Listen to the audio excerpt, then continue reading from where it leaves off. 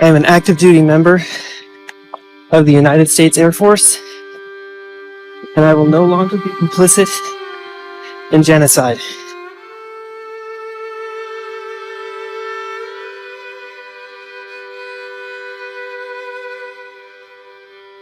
I'm about to engage in an extreme act of protest when compared to what people have been experiencing in Palestine at the hands of their colonizers. It's not extreme at all.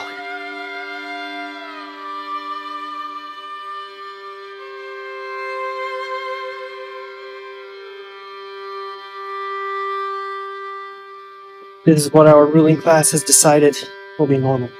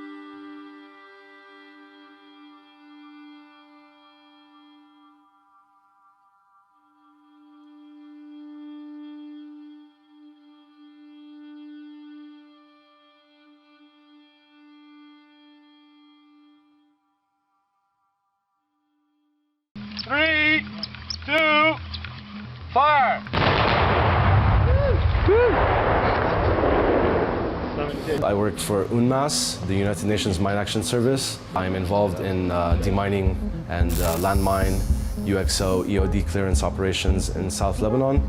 I've also done this in various other countries like Sudan, South Sudan, Darfur, Kosovo, Bosnia, and more recently in Cyprus. This is the warhead of an air bomb.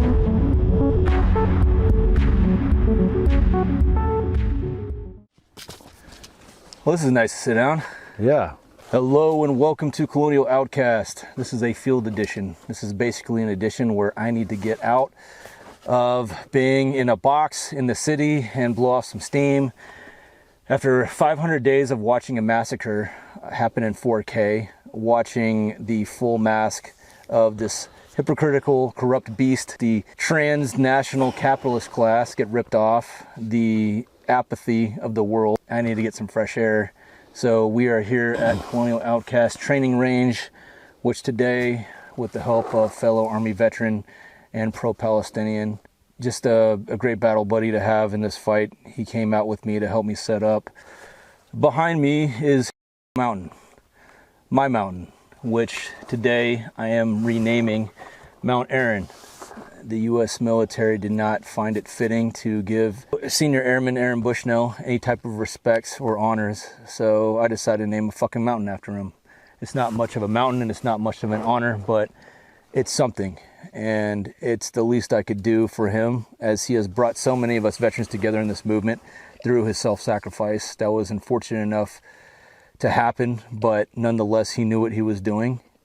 He was very cognizant of the sacrifice he was making. He had the whole world in front of him, and regardless of anything else going on in this world and in his life, he saw this horror show and this genocide and the corruption of this empire to be so egregious that he needed to call attention to it by sacrificing his body. They talk about self-sacrifice in the army, and it's pretty much just a lot of romantic show, but he lived the sacrifice. So we decided to name a fucking mountain after him and a fucking range after him. So hopefully going forward, this will be Colonial Outcasts' own range, where we will offer training and just decompression, honestly, and hopefully do more of these types of interviews. And by the way, we are heavily shadow banned, so if you see any portion of these podcasts that you like, one thing that could help us out circumvent the shadow ban is to screen record or take clips from your favorite parts of these episodes and post it all over the different social medias to call attention to this podcast. It's one way we can all kind of help each other to get past the censorship. I'm here with fellow vet and pro-Pali activist who, for security purposes, is going by the name Jedi Darwish. He served in the U.S. Army as infantry and also signals in the years of 97 to 2000. After he got out, he decided he wanted to be an operations officer to dismantle mines and unexploded ordnances, or UXO, in South Lebanon that were left behind by Israel for little Lebanese kids to find and get blown up with. Yeah.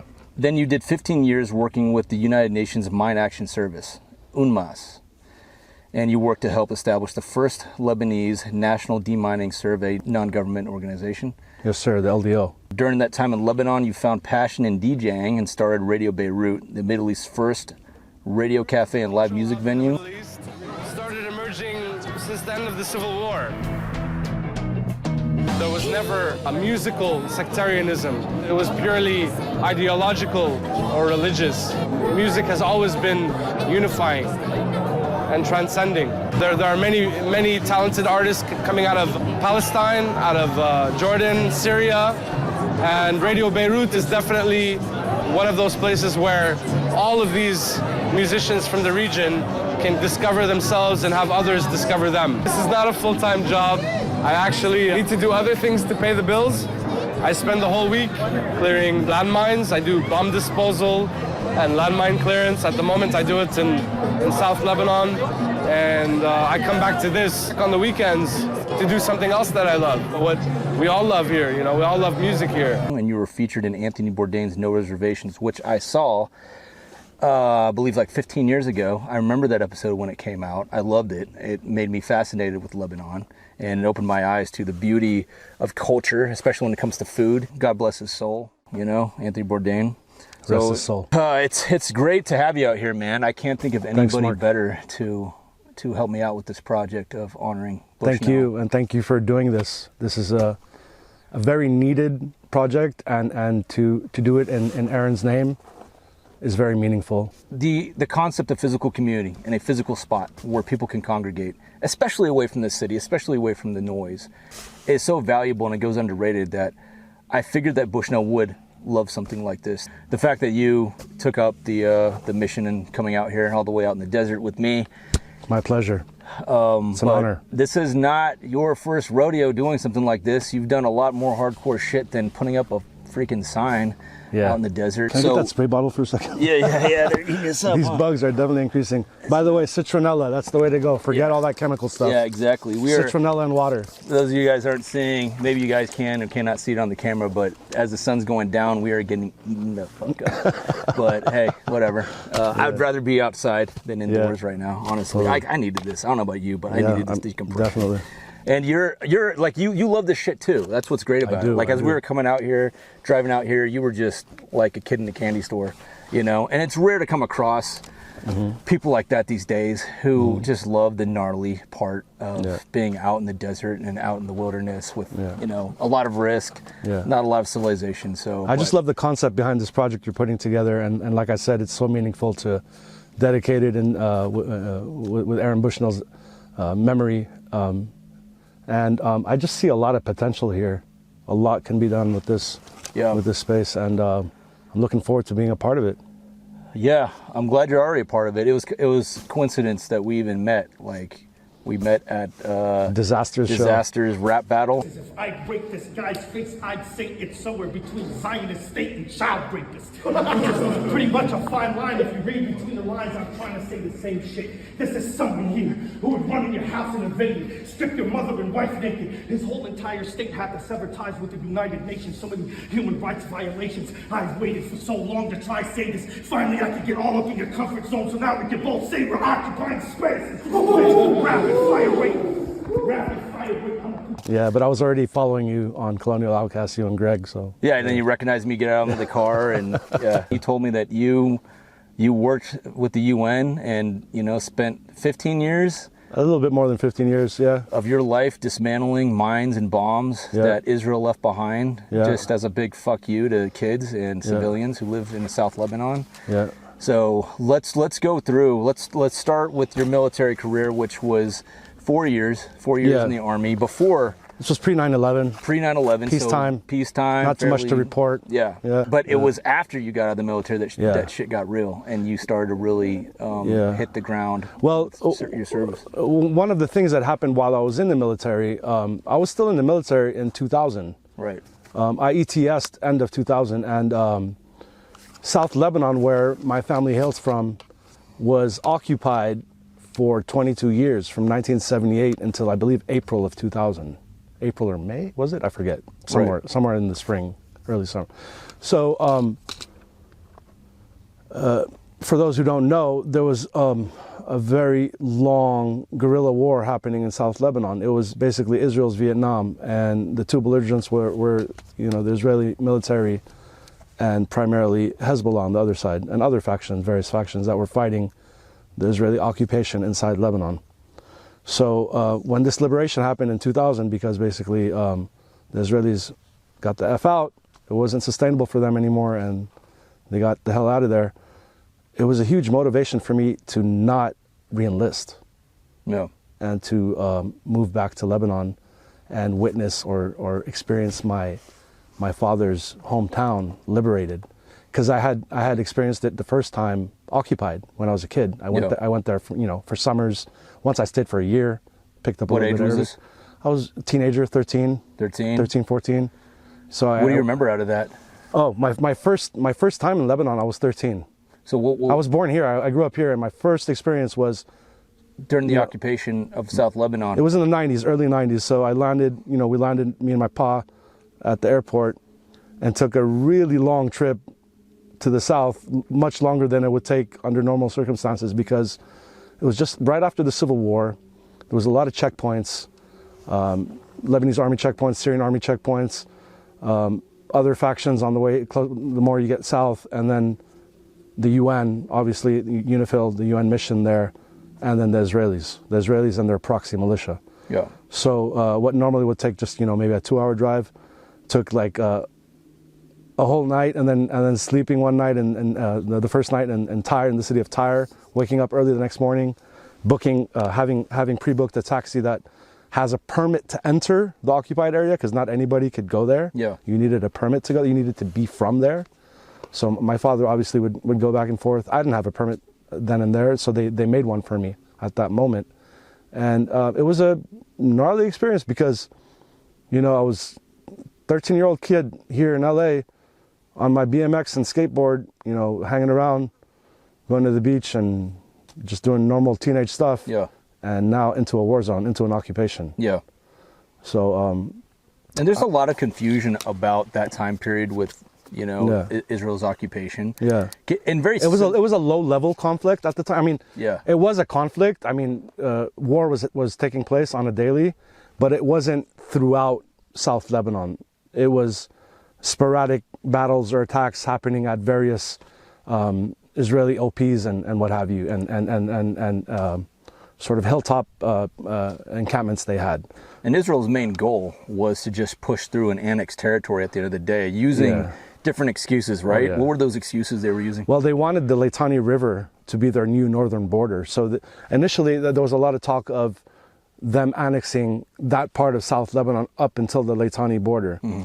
And obviously, they wanted the water. That's a big resource. Yeah. So what excuse did they use to do that? Like, what was their catalyst? Their excuse was, in the beginning, before the inception of Hezbollah and some of the other factions that were fighting in more recent years, it was the PLO and Yasser Arafat, and they wanted to push them out of Lebanon because of the cross-border attacks that were taking place from South Lebanon by the PLO. They succeeded in doing so in 1982 when they pushed them all the way to Beirut, and Yasser Arafat was exiled with a bunch of his fighters to Tunis, I believe. Right. Soon after that, the Sabra and Shatila massacre happened, and the big complaint was, "Oh, our men left, and now you're killing us." So, going back to your question, what was the motivation? Initially, the motivation was to create a buffer zone within Lebanese territory so that their northern settlements would be relatively safe, so to speak. And annex the water. And annex the water while they're at it.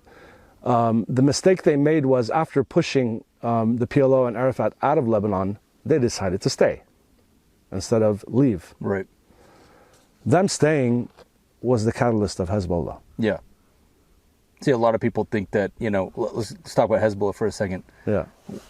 The main stereotypical, argument the U.S. government does, as if we can take them seriously anymore about any terrorist designation. We can't. Not as long as they're supporting Israel. Yeah. No, we can't. Yeah. Nelson Mandela, I guess, was a terrorist too. Yeah. I guess Miss Rachel is a terrorist as well, I guess. Is that the new news? Yeah. So, but Hezbollah was a defense force. It was designed to be a defense for the Lebanese people because nobody else was stepping up. Hezbollah was a resistance group that came into existence because of directly because of the Israeli occupation, no other reason. Yeah, and it wasn't just like Israel was just occupying. There's the sadistic, cruel measures that they took towards the civilian population, not a military operation, but civilian casualties that they... Several massacres. I mean, I went over 1982 and skipped over a lot. I mean, their first invasion of Lebanon, if you want to go back that far, was in the 50s. There was a small conflict that occurred, I think, in 56. But the major invasion happened first in 78, where they pushed in, occupied my father's hometown and that strip of, let's say, 20-kilometer deep land into South Lebanon. And then in 1982, they did that final push to Beirut. I was involved in humanitarian demining and UXO clearance operations with an agency called the United Nations Mine Action Service. And you worked in the Syrian border regions, the Cyprus buffer zone, North Kosovo, Ukraine, Kenya, Sudan, South Sudan, including Darfur, Eritrean, and the Ethiopian border regions. I worked in a lot of places, yes. That's insane. Yeah. That's quite a service. Probably. Thank you. Lots. I started off doing this kind of work in Lebanon started at the bottom with the UNMAS. I was you know, I didn't have too much EOD experience from the Army because I wasn't a combat engineer. Yeah. But I did an apprenticeship with the UN and learned pretty quickly how to do the job and excelled at it, and ended up becoming an operations officer and a trainer. And I got so good at it that they would send me to other missions to do the same thing. That's amazing. What was your original motivation for that? I mean, I was still in the Army when South Lebanon was liberated in 2000. It was my final year. I was getting ready to ETS, and that was my main motivation not to re-enlist. So I got out and got a one-way ticket, went to Lebanon.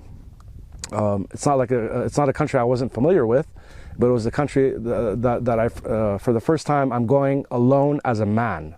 I always went as a child with my parents, right? Yeah. So now I'm going to experience my country, my father's homeland, my parents' homeland, as an adult, you know, having just left the military. So soon after arriving there, I quickly realized that the Israelis left a ton of ordnance and a ton of landmines and a ton of minefields in general. Minefields and all kinds of unexploded ordnance throughout the country. Were there a lot of children and civilians who were getting killed from these? Oh yeah. The civilian casualty rate was quite high. I can't give you the statistics off the top of my head. I'd have to go back into my hard drive to pull that information up. But the civilian casualty rate, whether, you know, losing a loss of limb or loss of life, was quite high immediately after the Israeli withdrawal. Right. Because people, okay, so just to give you a little bit of context and history, that part of southern Lebanon, which was occupied, a lot of the people who come from there had escaped and became internal refugees in Lebanon. That's why you have the southern suburbs in Beirut. That's why you have that overpopulation or population boom that happened in the 80s and 90s in Beirut was because of the occupation in the south. A lot of those people moved to Beirut and built apartments and homes and what have you, and their livelihoods, businesses and everything.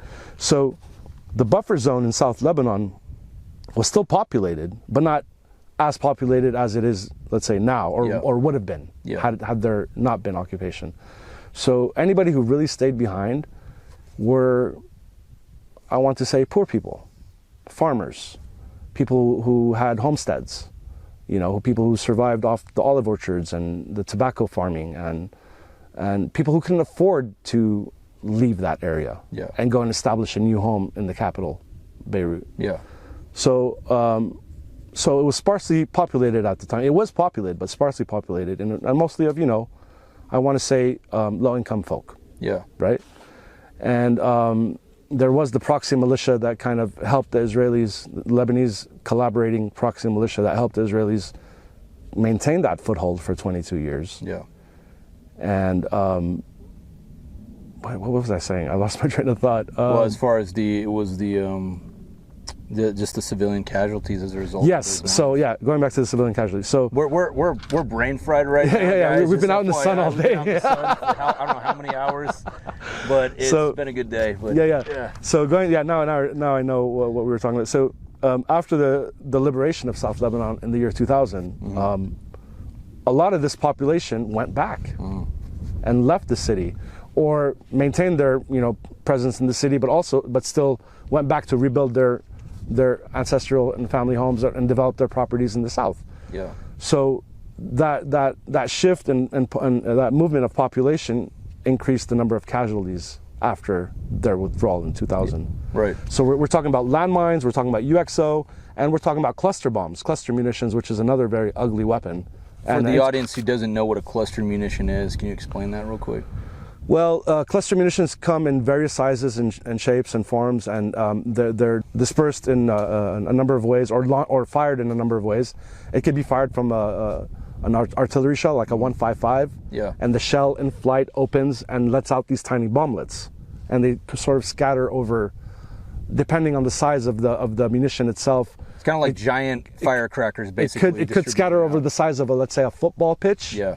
Or the size of a tennis pitch, depending on what size of CBU or container and what type of munition we're talking about here. Yeah. Some of them are air launched, some of them are ground launched, and just like cluster bombs, you know, they cover a wide area, and with time and weather, you know, the weather and the elements, they could sink into the ground eventually. Yeah. And become a hazard to anybody who stumbles upon it. Yeah. So when they haven't been detonated, the slightest vibration of the ground could set it and they off. have a high dud rate, so yeah, a lot of them don't detonate on impact. Yeah. So they remain there and they remain dangerous. It's like Russian roulette. Yeah. All scattered throughout the ground. Some of them are shaped in such ways that they're very attractive to children. Yeah. So the BLU 63, for example, is like a tennis ball size, American-made cluster munition. Yeah. Tennis ball size, and it comes in a CBU. I forget what the number of that model was, but it carries roughly, I want to say off the top of my head, 600 plus bomblets, and it's air delivered. Yeah. Right. So it's air delivered in a container, and this container opens in flight and scatters these tennis ball size metallic bomblets all over the place. With a shrapnel coating, it's coated. So basically, to explain to the audience, you have an inner explosive and you have an outer shell that contains shrapnel, which is basically like pieces of metal that maximize the damage to the human body. So when it explodes, it covers a certain radius and just tears up your inside. So the BLU 363 I was just talking about is a fragmentation cluster munition. Yeah. It causes a lot of tiny shards of fragmentation. Very lethal, actually more lethal than an anti-personnel mine. An anti-personnel mine, you could survive that maybe. Yeah. But a cluster munition, very unlikely. Yeah, it's a wider range. Yeah. There's another type of cluster munition which doesn't only cause fragmentation, but it also has a shape charge within it. And that one's a real nasty one. It's about the size of a size D battery, and it contains a shape charge, okay? And it's attached to a white ribbon with a firing mechanism. So like going back to what I said about children, they see this white ribbon or they see this shiny ball, they want to pick it up. You know, so a lot of accidents happened post 2000, and then again post 2006.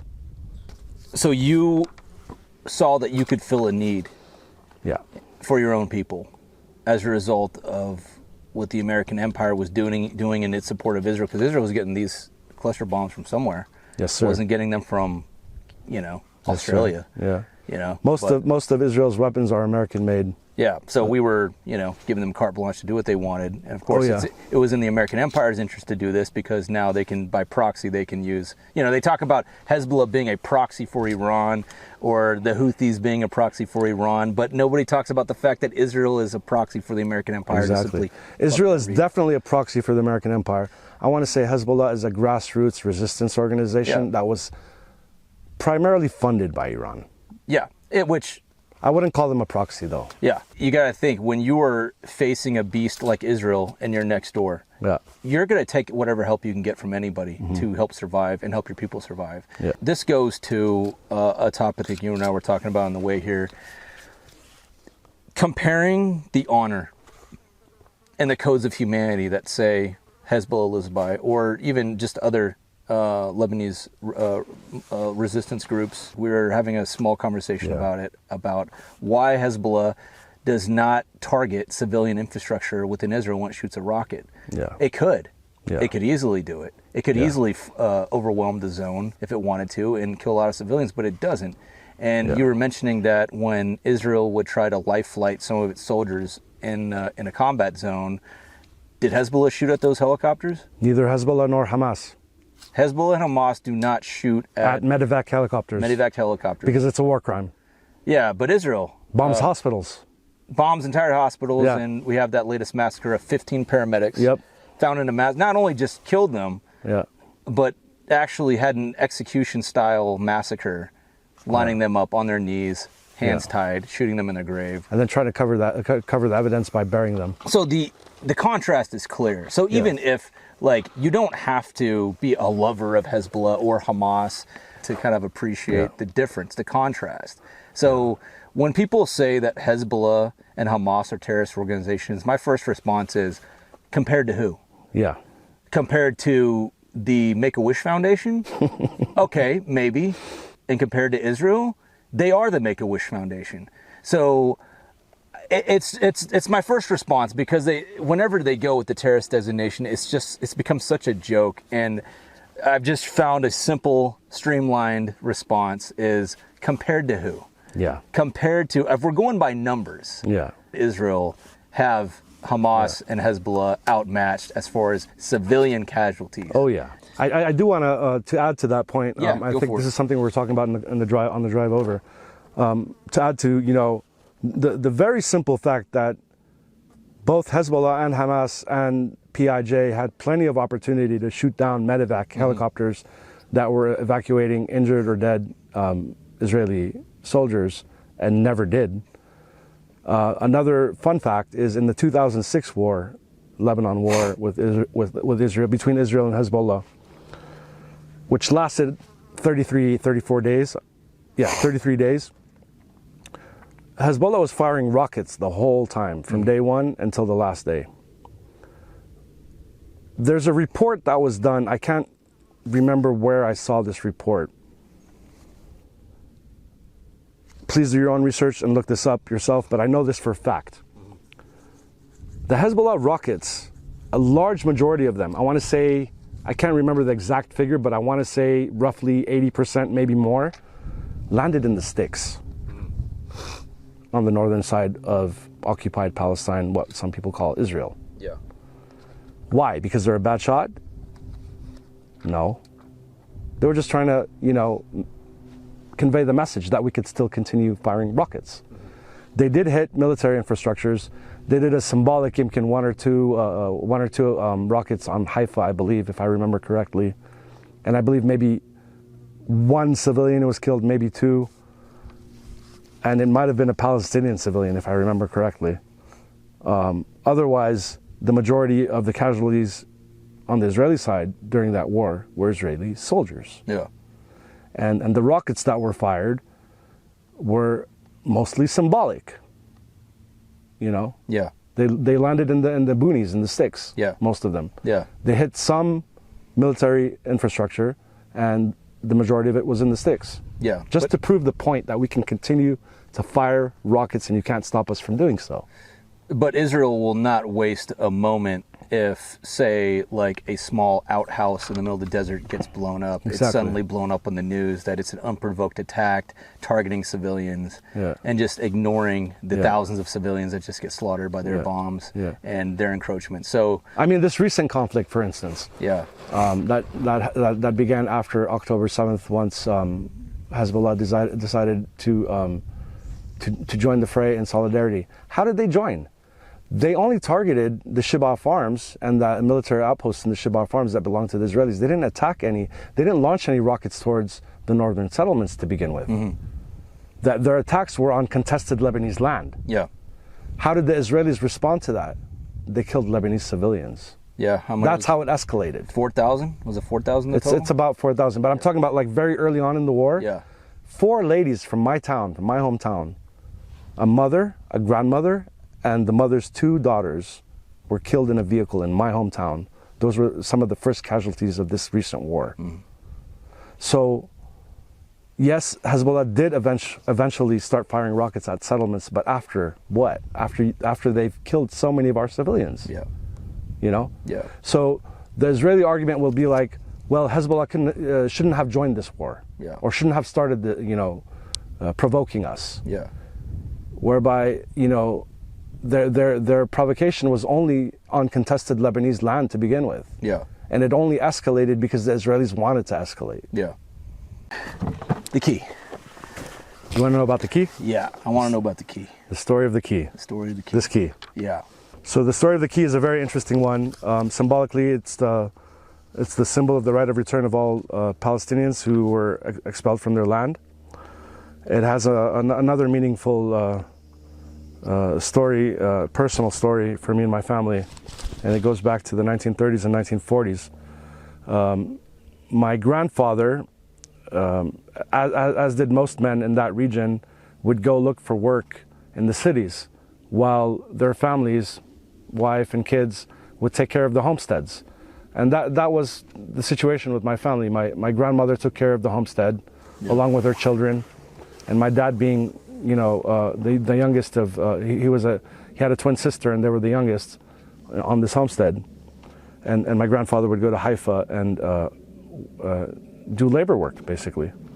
So during that time, my grandma would take several trips to Haifa to visit her husband, my grandfather, to bring him food, to console him.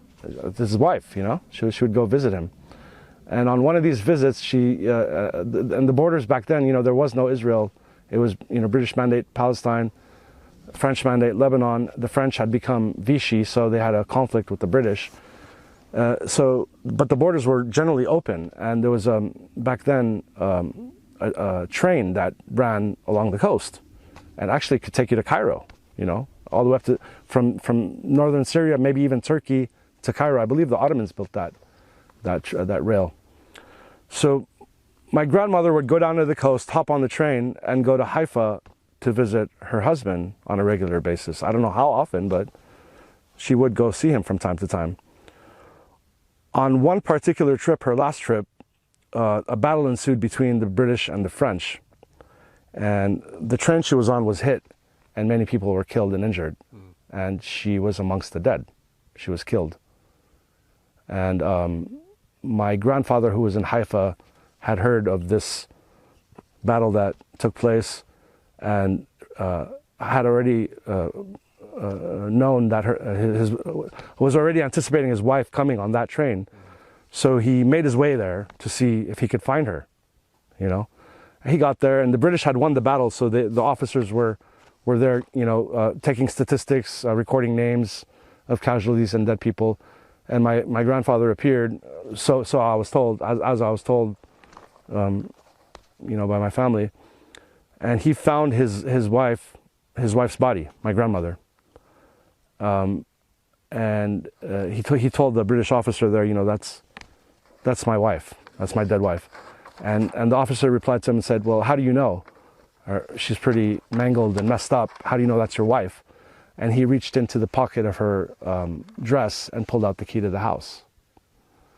And so the officer said, well, okay, if that's the key to your house and that's your wife, we got to confirm so. And by doing the way we're going to confirm this is we're going to send another officer up with you and the body, the corpse, up to your village, to your house, so you could try the key in the door. And if the door unlocks, then we'll release the body to you. And so they drove up to the village, and they had, my grandmother's body on the hood of this, I guess, Willis Jeep or something. I don't know what they were driving at the time. And as they entered the village, back then Lebanese men would wear the typical white hatta with the black agal, so the white headdress, just pure white, not checkered or anything, with the black ring around it. And symbolically, if you took off the black ring, it meant you were in a state of mourning. So as he entered the village, he stood up in the jeep and took off his agal and just left the hatta. And everybody knew automatically that was his wife. And got up to the house, tried the key in the door, and they released the body. That key is still there on the top of the entrance of our house in South Lebanon, that key. And that house is now in dicey territory. That house is now in very dicey territory. It wasn't overrun by the Israelis in this last confrontation. Yeah. They did get very close.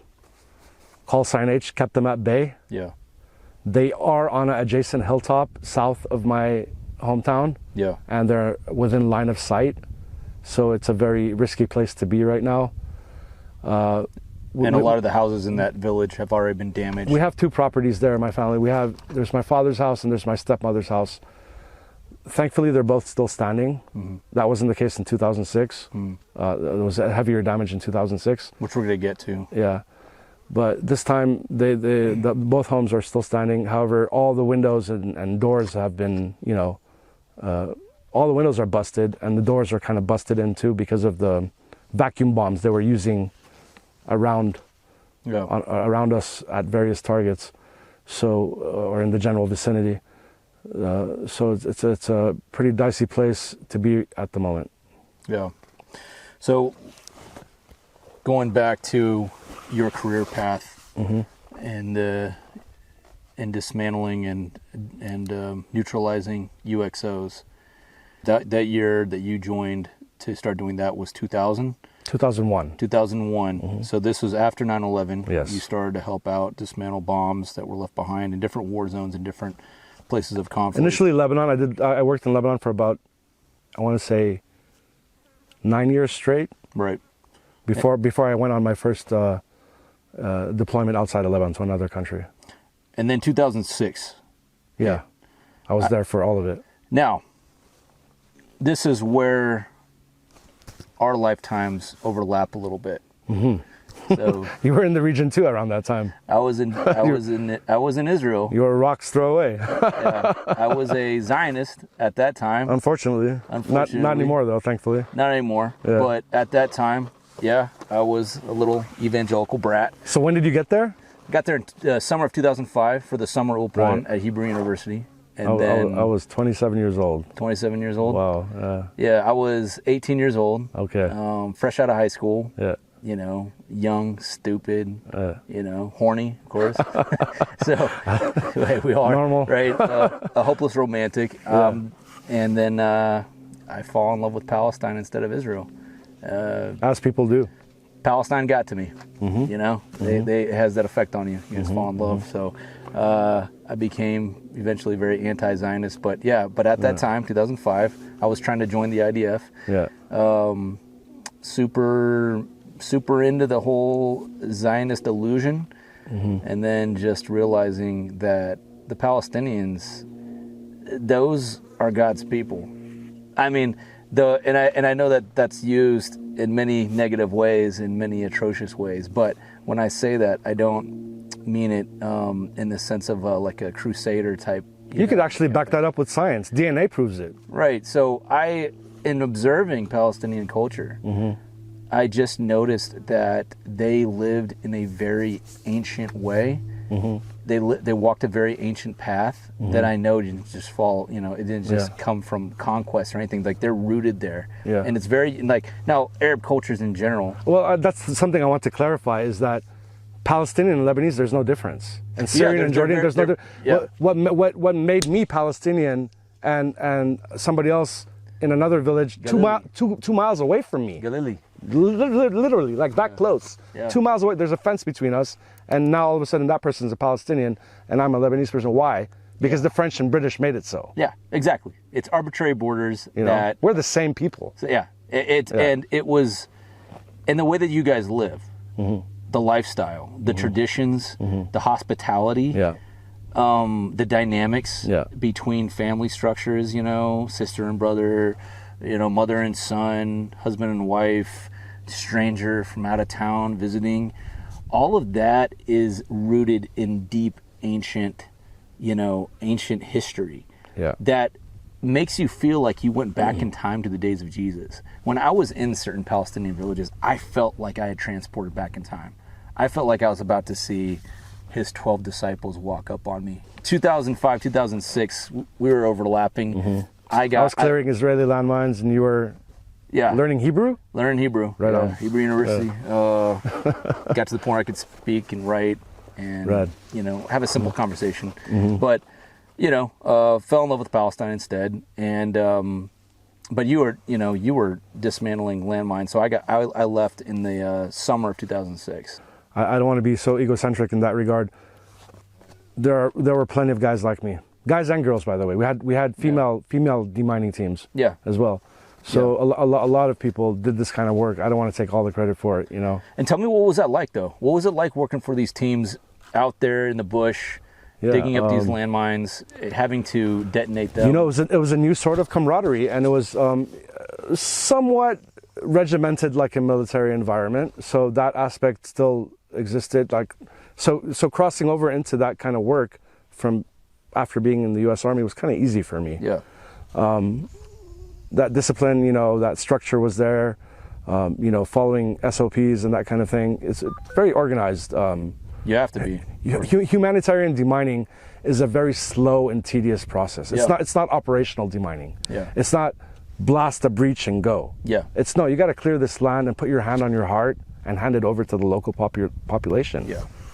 you know, because you're going to put your signature on that handover certificate, right? So you want to make sure it's clear. Yeah. You don't want there to be any residual threats. Yeah. That later on somebody's going to get hurt and your conscience is going to be on the line. Yeah, it's much different than a military operation. Yeah. A military operation is like the consequences. Blow and go. Consequences be damned. You know, I'm sure there's some legal way of like, you know, writing it off a civilian casualty if something happens with an ordinance, but you know, it's a different process. It's a very slow, tedious, expensive process with a lot of elements. And it takes more professionalism, quite honestly, because it's not destruction. Oh, no, it's not. You know, it's mitigating destruction, Yeah. which is a lot harder when you already have the munitions in the ground. Shooting a munition and dropping it from an airplane, easy, button, boom, cowardly, lands, kills people. Yeah. Going in, clearing a minefield, that's another story. Another story. Yeah. 1 second, just making sure we are still good for you.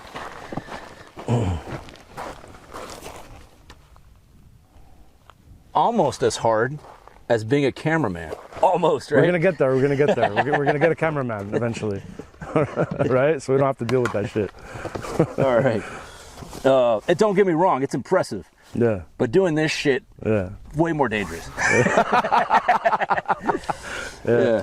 All right. So 2006, war breaks out. Yeah. Israel gets their asses whooped. They got their asses handed to them. Lebanon was pretty badly damaged too, I have to say. We lost about 1,500 people in that war, mostly civilians. My step-uncle was one of the casualties of that war. His story is very interesting. Tell me about it. My step-uncle immigrated here to the U.S. many years before that, like decades before that, and ended up working for immigration services for some time as a translator. So he was a government federal employee for a very long time. Retired, decided to take his savings, move to Lebanon, and live off his pension. Mm-hmm. And the family home of ours that he was living in was attacked in 2006. He was still there. He decided not to evacuate. And we believe that he was killed in the last week of the war, the last few days of the war. And I found him. You found his body? Yeah. How'd that go down, if you don't mind talking about it? It's not nice to find somebody you know. No. Whether you were extremely close to that person or not, doesn't matter. Somebody you know, somebody you recognize, to find that person dead, killed by violent means for no reason. And here's the irony, like he was living off his U.S. pension and he was killed by U.S. munitions, U.S. bomb, U.S.-made bomb, fired by the Israelis. What's the definition of terrorism again? Definition of terrorism? Yeah, you know, I mean, like, these things may seem anecdotal to people, but this is terrorism. Yeah. This is the core definition of terrorism. Yeah. It's not firing a rocket into bumfuck desert where nobody lives. You know, it's not firing back at Israeli soldiers when they're firing at you. Yeah. This is terrorism. Yes. He was on the floor. There was his, I'm sure you've seen this in Palestine, and I hope you visit Lebanon, you'll experience similar things in the old, you know, towns and villages. You know, there's a kitchen and dining area and living room, but a lot of people like to stay in the salon and eat in the salon and do everything in the salon, which is the living room, right? Yeah. So they'll bring out a big saniya, like a tray, like a round tray with the food on it, and they put it on the floor, and everybody would, you know, sit in a circle around it and eat. Yeah. So he had his sunni there on the floor, and he was having a meal when he was killed. I'm sorry to hear that. Mm-hmm. You don't deserve it. He doesn't deserve it. Mm-hmm. Nobody who's gotten that type of 70-year-old man, retired. Yeah. 70-plus-year-old. I forget exactly his age, but the thing about it is, like, Americans, it's hard for them to connect to these stories because they've never been to Lebanon. Yeah. And that's the tragedy. That's the tragic part of it, because they can't put a human face to these deaths, these murders that happen with our taxpayer money. Yeah. But if I could just transport all Americans into a Lebanese village or into a Palestinian village and have them meet Palestinians, they will be like, some of the most hospitable people in the world. It's nicer known, than Americans. Like I mean, it's known in Arab culture. You can't be walking on the street and pass by somebody without them saying hello to you. You can't. No, it doesn't I always happen. tell people, It doesn't exist. I will never be homeless or hungry if I were transported smack dab in the middle of a Palestinian village. Yeah. Or, you know, in that whole region. Like, because, like, they see every human being as an individual human being in front of them. Yeah. Whereas you go to Tel Aviv, you're just another, you go to New York City, Yeah. you're just another fucking face. Yeah. The first Jewish immigration, the first waves of Jewish immigration to that part of the world were welcomed with open arms. Open arms. That's their culture. That's their DNA. Yeah. Like, it goes back thousands of years. Yeah. So it's the most frustrating part is getting Americans to see these deaths that are happening. Yeah, they're happening across the ocean, but if only you can meet them and understand who is getting killed. All human life is valuable, but I swear if you meet a Palestinian or a Lebanese citizen, it'll change your perspective on where that tax money is going. 2006 war breaks out. They get their ass handed to them. A lot of people, there's a lot of analysis about why. What's your AAR, after action review, in a nutshell? Okay, so the way that war kicked off was Hezbollah did a daring cross-border raid and kidnapped some soldiers. Why? For the same reasons October 7th happened, because we had prisoners that they had. They had our people under lock and chain. They weren't civilians. They were soldiers they kidnapped. Yes, they kidnapped soldiers. After the Israelis withdrew in 2000, up until 2006, there were several border skirmishes that took place, mostly body snatches and kidnappings by Hezbollah, to then use as a bargaining chip to trade for our Lebanese that were being held in Israeli prisons. And if I remember correctly, that had happened quite a few times between the year 2000 and 2006. So, you know, Hezbollah would do these daring raids and kidnap some soldiers, and then a few weeks or a few months later, an exchange would happen. And there was the Shibah Farms also, which was still contested Lebanese territory, and still is. So they were fighting over that as well. That's why Hezbollah didn't disarm, because they still had people, Lebanese people, under lock and chain. And there was also land that was still contested. Lots of land. Yeah. Right? So that was the main reason why Hezbollah maintained its military wing after 2000. Because the occupation wasn't over. They still occupied parts of Lebanon, and they still had a lot of Lebanese people in Israeli dungeons. Yeah. So these exchanges happened a number of times. I forget how many times, like at least 2 times, maybe more. I could be wrong. Before 2006, but this very last one that happened in 2006, for some reason, the Prime Minister of Israel at the time, Ehud Olmert, decided to attempt to do what the Israelis did to the PLO in 1982. Right. And failed miserably at it. What was their biggest failures in that? I will have to say the armored divisions advance into the Sluki and Valley, where Call Sign H allowed them to enter. Just, come on in, no resistance, and then pinned them down when they were in there. Yeah. And knocked every single Merkava out.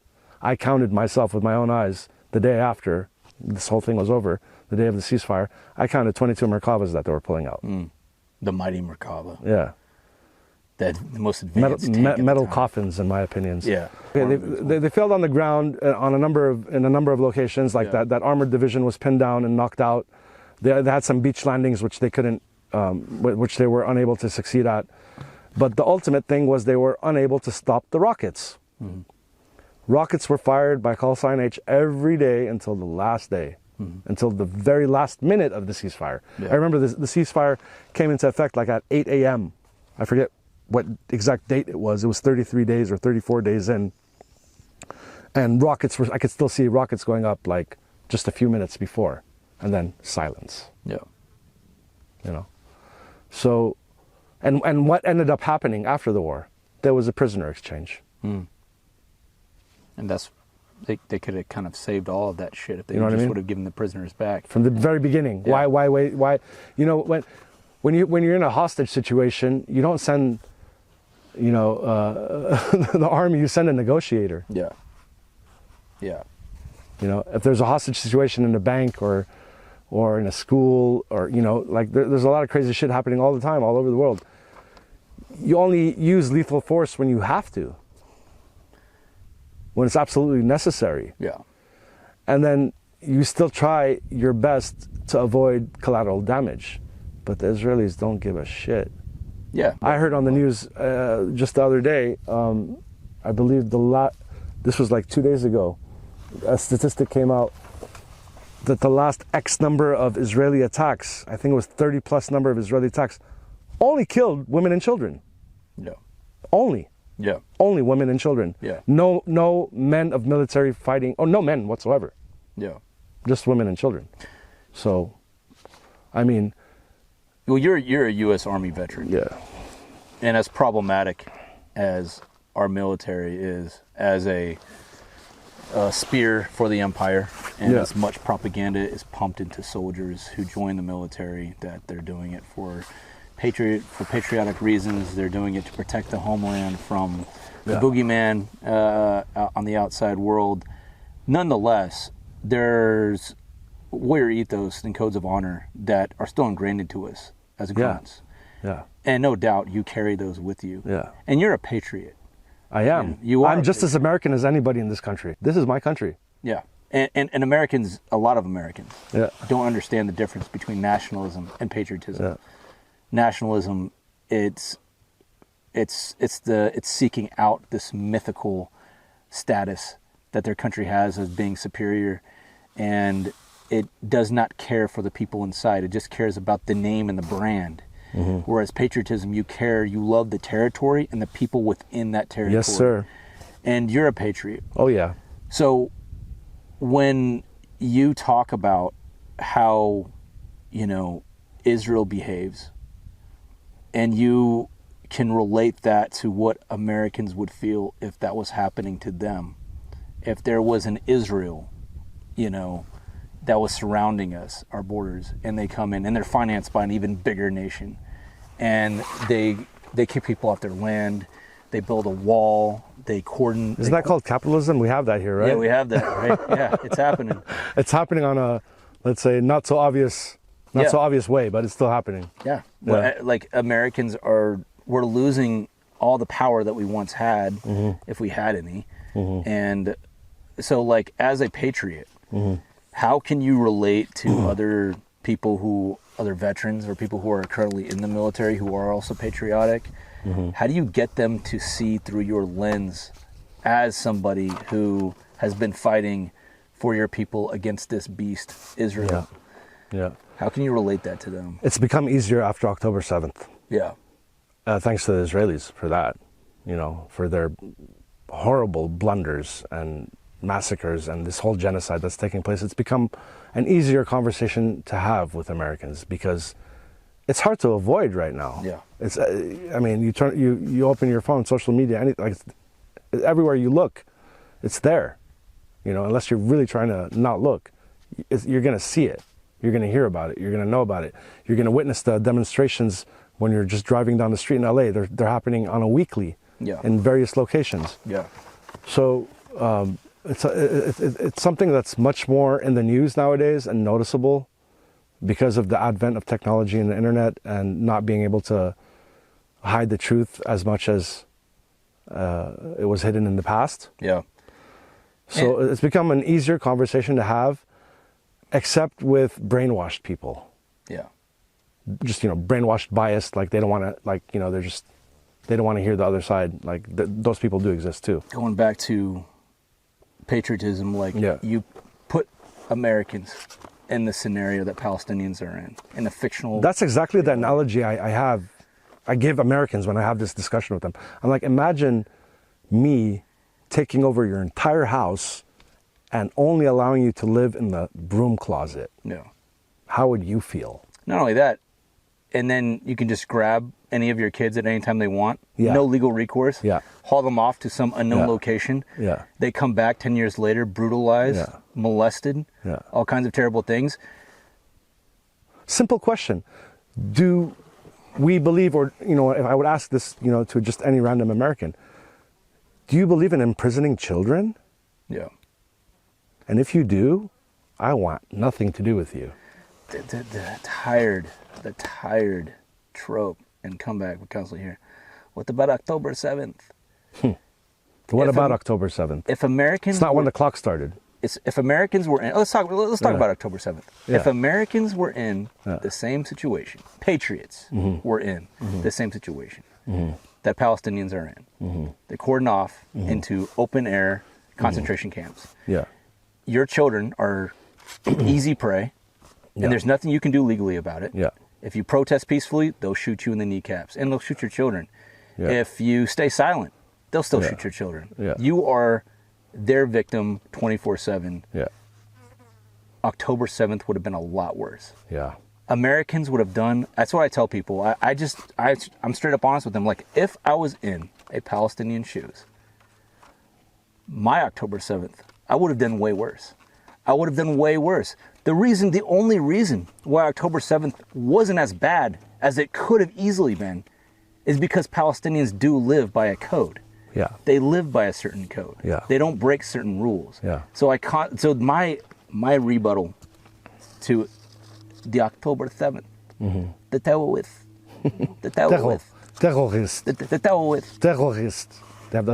terrorist. I just tell them straight up, I would have done way fucking worse than Exactly. October 7th. I mean, and I think it's important that we say that because it will... Imagine growing up in an open-air prison, having already survived 3 or 4 wars, and you're in your 20s. Yeah. I would want blood. I would question the patriotism of any American who wouldn't do worse than what happened October 7th. Yeah. Because it's like as bad as it is to kill and slaughter, where's the paternal instincts? I mean, Norman Finkelstein, I saw one of his lectures recently, actually early on in the beginning of this recent conflict, and he made the most perfect analogy or comparison. The slave revolts. Yeah. Absolutely justified. Yeah. Slavery is bad. But at the time, it was terrorism. Yes. It's terrorism. Yes. It's the same. But the abolitionists at the time said, I told you so. Yeah. John Brown was a terrorist. Yeah. You know? We honor that guy now. He's the ultimate, one of the most old. There's statues of him, right? He's one of the few redemptions for us white people is John Brown. That's why we're like, thank God, John Brown. You know what I mean? But like, I'm sure there's a statue of him somewhere, right? Yeah, at the same time there was an equivalent of Israeli. It was like, but what about what John Brown with the terrorism on Harper's Ferry, terrorism? These men in their 20s, I would presume they're all in their late teens or 20s who partook in this October 7th Hamas/PIJ attack. Yeah. Lived through 3 or 4 different wars.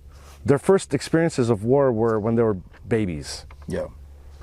They've been told stories by their grandparents about the villages they come from right across the fence. So it's in their living psyche, it's in their living memory. Yeah. It's not something from a bygone era. Gaza is a result of occupation and repression. That's what Gaza is. Yeah. Gaza is the most densely populated place in the world. Yeah. And the people who live there, 80% of them, if not more, come from those surrounding areas that kibbutzes were built on the ruins of their villages. Yeah. And so every military target that those guys did on October 7th is absolutely justified. The civilian targets, I think they were just trying to take hostages. I don't believe they were trying to systematically kill civilians, as the Israelis want to believe or want to say. And the whole problem about the death count on October 7th is we don't even know what the real death count is. No, we don't. And we don't know how many civilians were killed by Israel. And let's not forget the Hannibal Directive. The Hannibal Directive. So when people say what about all the civilians that killed on October 7th? Give me a number.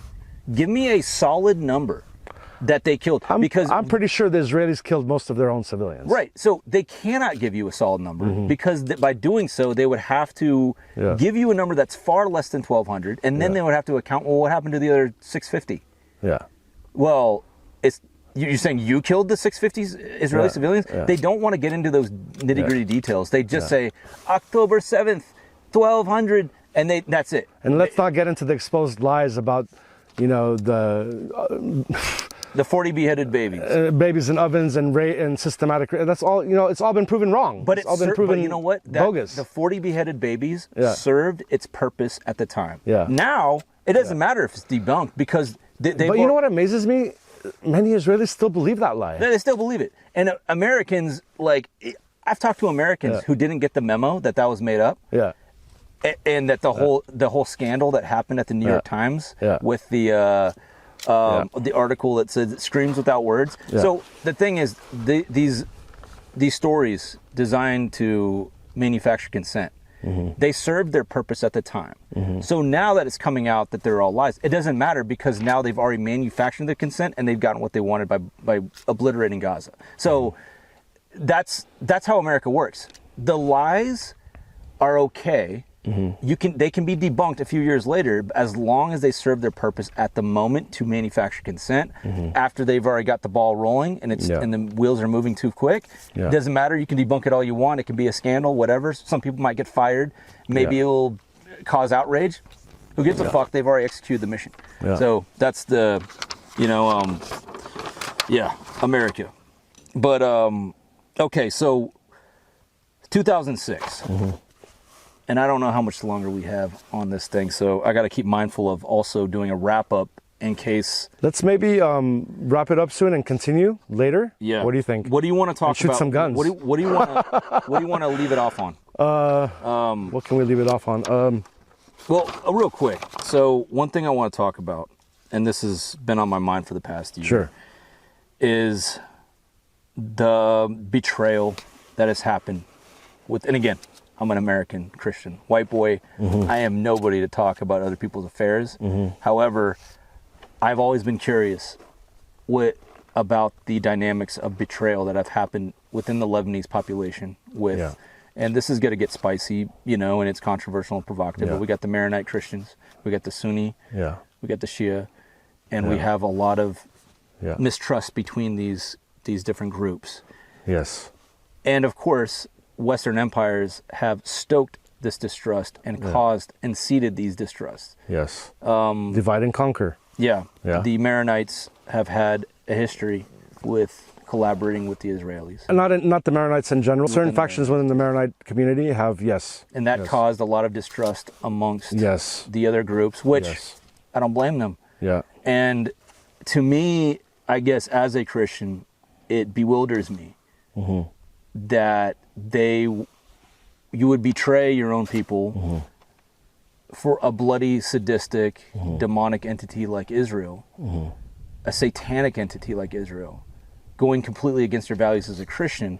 But then I can't really talk because I was once an evangelical Christian who wanted to join the IDF and was on board with what Bush was doing in Iraq and Afghanistan. So, but now that I'm coming back, I've came back to my roots as a Christian to just look at those dynamics. It's like I want to know how those dynamics of mistrust have been playing out these past few years, especially after the Maronites realized that Israel will burn them at any moment. They're just disposable assets.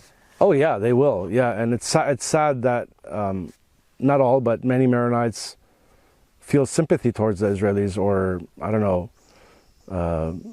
camaraderie or some sort of alliance because they feel like they have something to benefit out of it.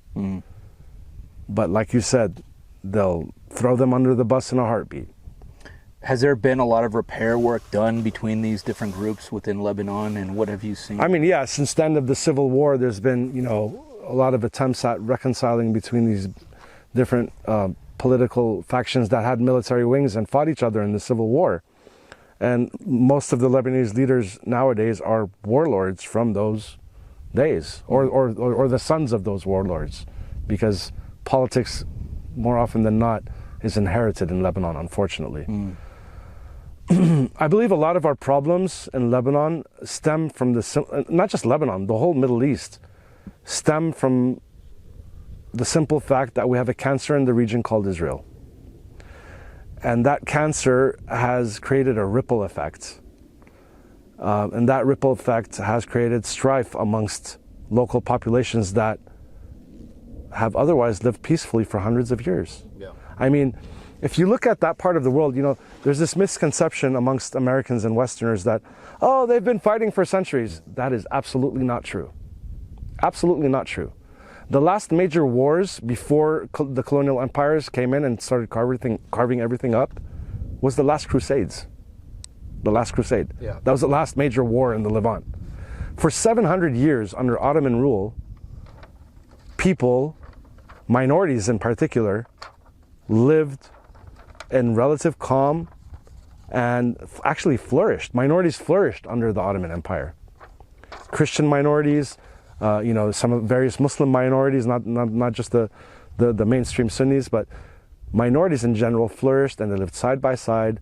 And you know, it was a different era. We're talking, you know, before the Industrial Revolution, so it was you know, whole different kind of way of life, but it was peaceful for the most part for 700 years.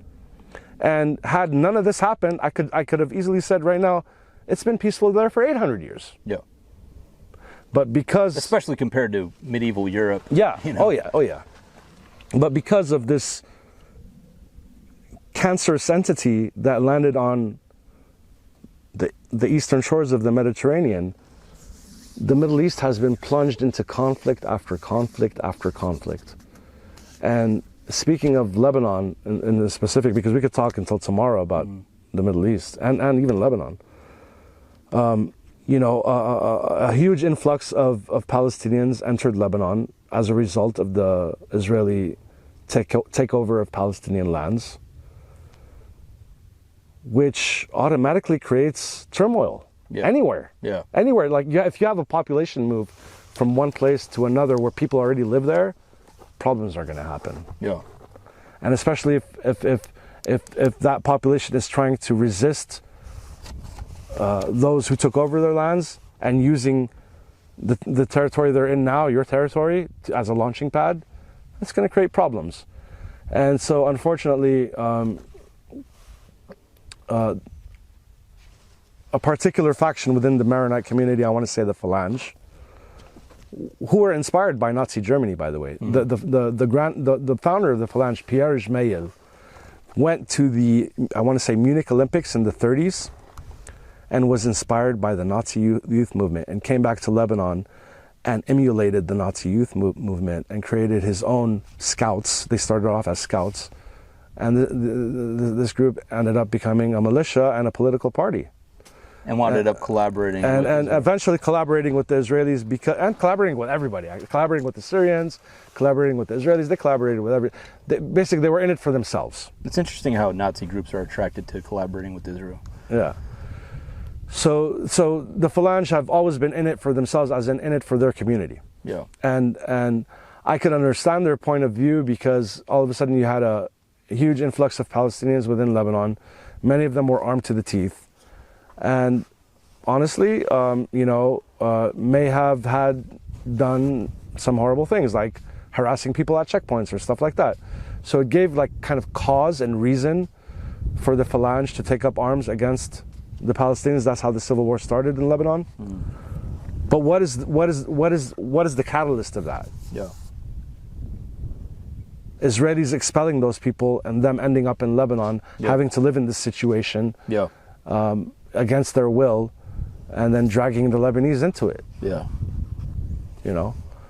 So in a way, I understand my Maronite brothers and sisters. I don't agree with the politics of the Phalange Party or the LF, their military wing.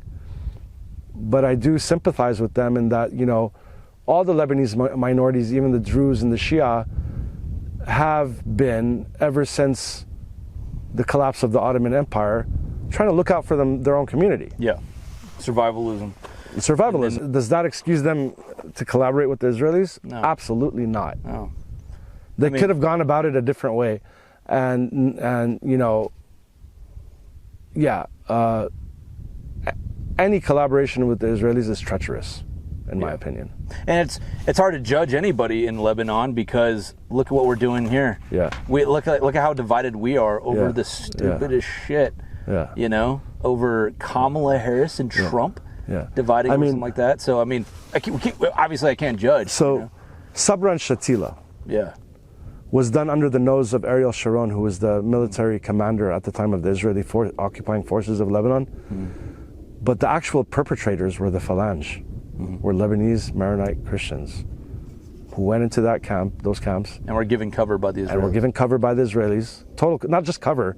The Israelis were firing illumination rounds so they could see as they're killing people, as they're massacring people. Children, women, elderly, everybody they could find.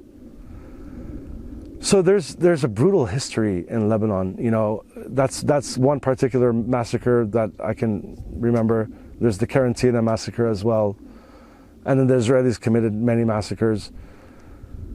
So any resistance to the Israelis has always been in Lebanon kind of difficult because you're fighting an enemy, but you also have to watch your back. And it could trigger a civil war again. And not to have the hubris of feeling like we can solve Lebanon's problems here in the middle of the Southwest U.S. desert. But if there is something that we could say that could give Lebanon perspective and the critical need for uniting and putting aside these divisions like we need to do here in the U.S., what would you have to say on those lines? What I would have to say is what Israel is attempting to do and has been attempting to do for the last 76 years is realistically unsustainable. And anybody who tries to ally themselves with that concept or with the Israelis, whether you're Israeli or an outsider or from a neighboring country, you're fighting a futile battle, a futile war that you're only going to win some battles, but it's going to be a perpetual war. The enemy of my enemy is not my friend necessarily. You make a deal with the devil. You're going to get a raw end. What's happening is just, it's going to be, unless something really shifts and we have a South African style situation or solution, I want to say, it's going to be perpetual war. It's never going to end. Unless people unite, unless the divisions, we break them down and we start thinking in terms of cross-sectionalism like we need to do here. The same battle we're fighting as citizens here to stop putting down these petty divisions, these identity politics that are so pathetic here. Over there, it's a lot more real, a lot more consequential. That's ultimately what it is that we have a common enemy. It's the upper class. It's the upper class of capitalism. They don't care about us. They have bunkers and survival bunkers and all kinds of contingency plans. They don't give two shits about us. And they don't have loyalties to the U.S. No, they don't. They have loyalty to their bottom line. You're a patriot for the United States territories and the people within it, and you're a patriot for Lebanon and the people within it, and you're a patriot for Palestinians. And for all the oppressed people in the world. I stand with anybody who's oppressed. And the only enemy that you see is this... fascists. The fascist elites who are the people at the top of the pyramid who are ruling all of us. So it's really that simple, but then taking that simplicity over to a place like West Asia, where empire is constantly not letting up on its destruction and its exploitation and all the evil plots that they have, $1 million think tanks in Tel Aviv constantly plotting how can we create the next division. It's more real. So, but it's the same messaging. We here in the United States who are suffering under this oppressive system, we're losing our purchasing power. We're losing what little power and freedoms we did have. Corporations are buying up land, residential properties, swallowing up smaller companies. And they're doing the same thing over there, except they're doing it with bombs.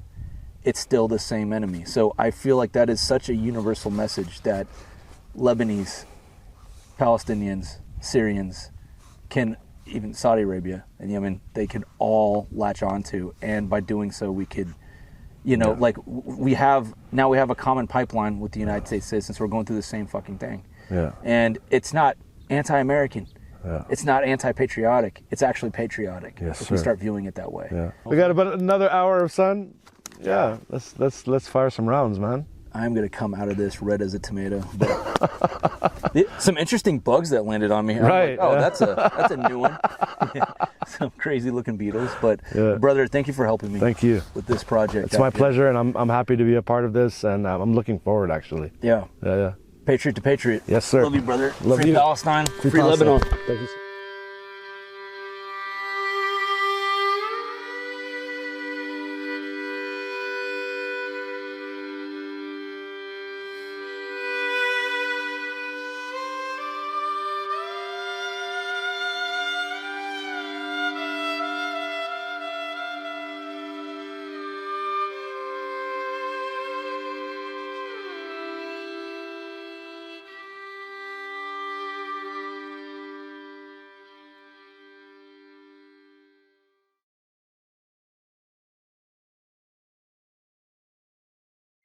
ريتك تنكسري يا إسرائيل. I wish that you get broken. She said something more powerful than this. I wish they put the other thing she said. It's my aunt, Haji Kamli Samhat. She's the twin sister of my father, actually. They were the youngest siblings. And I don't remember verbatim what she said exactly. She gave a really long speech that was, she could be a member of parliament. That's how good the speech was. Yeah. Basically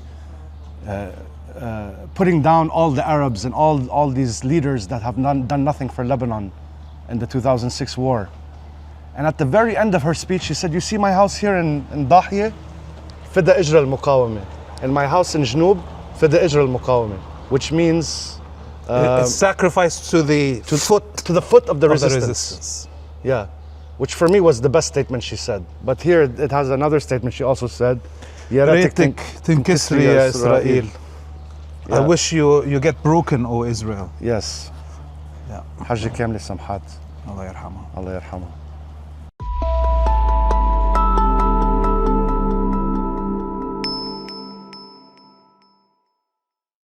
Hey everybody, this is Laith Marouf from Free Palestine TV, and I am joining Jedi Darwish from Colonial Outcasts on a tour back to his hometown in South Lebanon. Yes, sir. You haven't been here since it's been about a year. War, and you haven't seen your home? The last time I was in my hometown in South Lebanon was in December of 2023, and I'm so happy we're joining Free Palestine TV to go and assess the damages to my home and have a tour of my village, my father's hometown, and interview some of the locals. And please call me G. All my friends call me G, and you are a dear friend, Laith. Thank you so much for having me. G, we are in Beirut. Behind us is the Corniche. Yes, sir. It is beautiful Corniche. It's a beautiful day. Nakba Day 77. Yes, the 77th anniversary. May 15th. It's the day that the Palestinians and the Arabic people in general commemorate as the Nakba, the day of the catastrophe when the Zionist colony was created through the genocide of the local indigenous Palestinian population. So we send our condolences to the Palestinian people and wishes that this will be the last Nakba day that we will commemorate in such a way outside our homeland. We are standing beside a statue commemorating the martyred president Jamal Abdel Nasser. He is considered martyred, although there's no proof of his assassination. This also commemorates the assassination of Kamal Jumblat, the head of the Socialist Party in Lebanon, and Marouf Saad, who was the head of the Nasirat movement in the south of Lebanon. Jamal Abdel Nasser, when the unification with Syria happened, there was millions of people in the streets of Lebanon calling for Lebanon also to join this unity, and it didn't happen because the Lebanese, half of the Lebanese didn't want to join. Well, you know, the government in Lebanon, really the majority of Lebanese wanted to join. It's just the Lebanese colonial government has never been part of that, you know, because we've been a vassal of France in the West, you know, from the days of the colonial mandates. Exactly, the creation of Lebanon in general, chopping it up from Syria by force. Yes, sir. This was the beginnings of the problem that we have here in Lebanon in terms of it being a sectarian, structure for a government that has been set since colonial times. It's a recipe for disaster.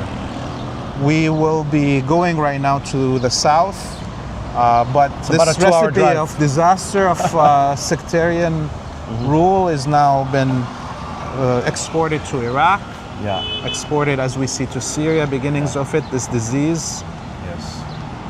And we will see the effects of this disease right now that started with Zionism when we go visit your hometown in the south. Looking forward. Thank you for having me, Laith. Let's go.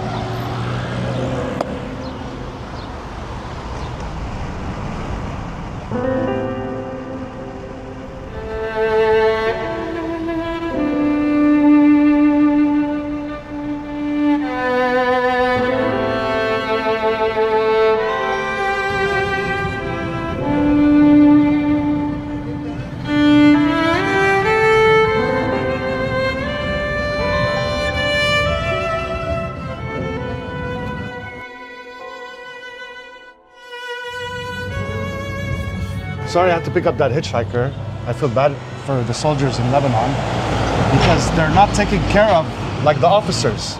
The officers are spoiled brats. They get free gas and free all kinds of things like education for their children and health care and I don't know what. And the soldiers get fuck all and they have to hitchhike all the time. أنا ليث من الكرة الأرضية. نص نص. واو. هذه اوكي. اوكي. في شتاء اليوم الصبح امبارح والله بدنا 3 على ذوقك مثل ما كان يعمل لي اياهم ابو علي نفس الشيء. لا احلى حبيبي. صار كاشحه المنطقه ما هذا البيت راح اللي هون يا الله. هذا البيت راح. So we're in this restaurant in Tibnin. Yes. We just stopped here. Yeah. It's overlooking the whole valley Yeah.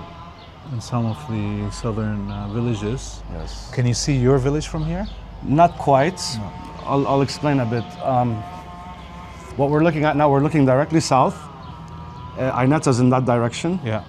What you have here is this road, this main road artery that's going up the hill there, takes you to Beit Yahun, which is right there.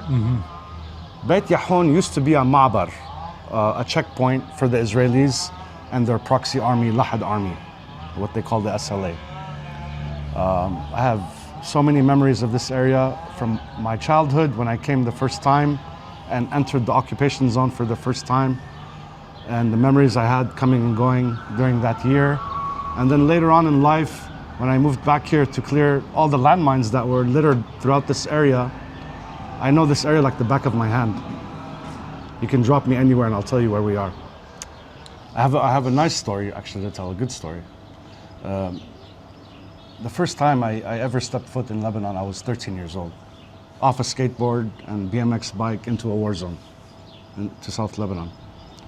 And the first time I entered, they had to make me a permit, a tasrih, to be able to enter because you're not allowed to go inside without one. And even the taxi driver who took us from Sur inside the occupation zone also had a permit. Otherwise, a regular taxi wouldn't be able to take us. I spent a year here, and that's when I first started to speak Arabic, actually. And I sounded very much like an Armenian at the beginning, or an Armenian speaking Arabic, messing up all the feminine and the masculine. Anyhow, the nice story I'd like to share with you guys is, it happened right here on this road. The last Lebanese checkpoint was, you can't see it, it's behind this building. It's that way. So the road goes down from here where we stopped, where we parked, goes down. The last Lebanese checkpoint was there. You go up the hill, and before you reach the Israeli checkpoint to enter the occupied zone, there was a UN checkpoint right before it, a few hundred meters before it. On one occasion, we exited, we were leaving, and the same day we left was the same day they killed, they assassinated, I should say, a traitor that I don't know his real name, but his nickname was Jalbout. Jalbout. And this man was an evil man. I forget which area he's from. I think Bint Jbel probably. But he was the Rabit, or the person in charge for the Israeli proxy militia that was operating in this area. Ugly man, he was short. He The Lahad army. Lahad army. He had a really long beard like ZZ Top, gold chains, gold everywhere, and just an asshole to everybody. He was an asshole to me too. He didn't like the fact that I was a young teenager coming into the occupation zone when most of the young men were trying to leave. And if they didn't leave, they would get conscripted by force, many of them. So that occasion that we left, that particular day, as we were driving north to Beirut, I remember it so vividly. There was 3 ladies in the back, myself and my father in the front, in the passenger seat. You know how they used to put the 2 people in the passenger seat, and the taxi driver, and he's driving stick shift, so he's like crushing me all the time with his Crushing your. You know, it was a very uncomfortable ride, I should say. Yeah. But somewhere along the road, you know, he had the news on, and they announced the death of Jalbout, and we had just seen him that morning. Wow. We had just seen him, and the way I found out was funny. The women in the back, بلشوا يزلخطوا. They started to doing the zalghuta. Ululating. Yeah, and I was English. like, I got startled. Yeah, I got startled. I asked Dad, like, Dad, what's going on? And he started laughing too. They were all chuckling. And he said, you remember that guy we just saw that who was always an asshole to you? He's gone now. Wow. Yeah. So on our way back a few days later, you know, they closed the checkpoint for a period of time when that happened. And they were supposed to open it a certain day. So we were coming back. And they decided not to open it all of a sudden. However, there was a line of cars from the checkpoint all the way down to here. Down to the bottom of the hill. That's like 2 kilometers, maybe 3. Yeah, a little bit more. Right? To get to, you know, a line of cars. And who are in these cars? Old people, children, women, no young men, because young men don't go into the occupation zone, you know? And we arrived at the very end, me and my father, in this taxi. And my father was really upset. And my father, like myself, is also a veteran of the U.S. military. He immigrated to the U.S. in the 1940s and was drafted into the Marine Corps and is a Korean War veteran. Wow. So he has a lot of clout, and he doesn't take shit from anybody. He's like, come with me. He got out the car. We walked all the way up the hill, walking. Took us a while. It was summer. It was really hot. The families in the car were thirsty, tired. They just wanted to go to their homes. We got up there and we made it to the checkpoint, and they saw us coming. And of course, they know my dad. He comes and goes very often, and they don't give him a lot of smack because he's a U.S. citizen. He's a veteran, and he actually gives them smack. That's what he used to do. And he gave them smack that day in front of my eyes. And they opened the checkpoint, and he made sure everybody got inside, and then we went in. Wow.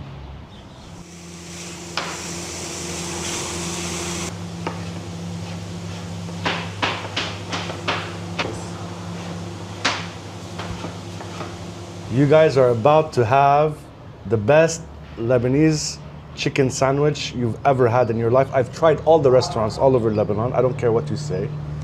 Abu Ali's chicken sandwich is number 1. I think Jay wants to start a tribal war. Because every village will say it's the best village.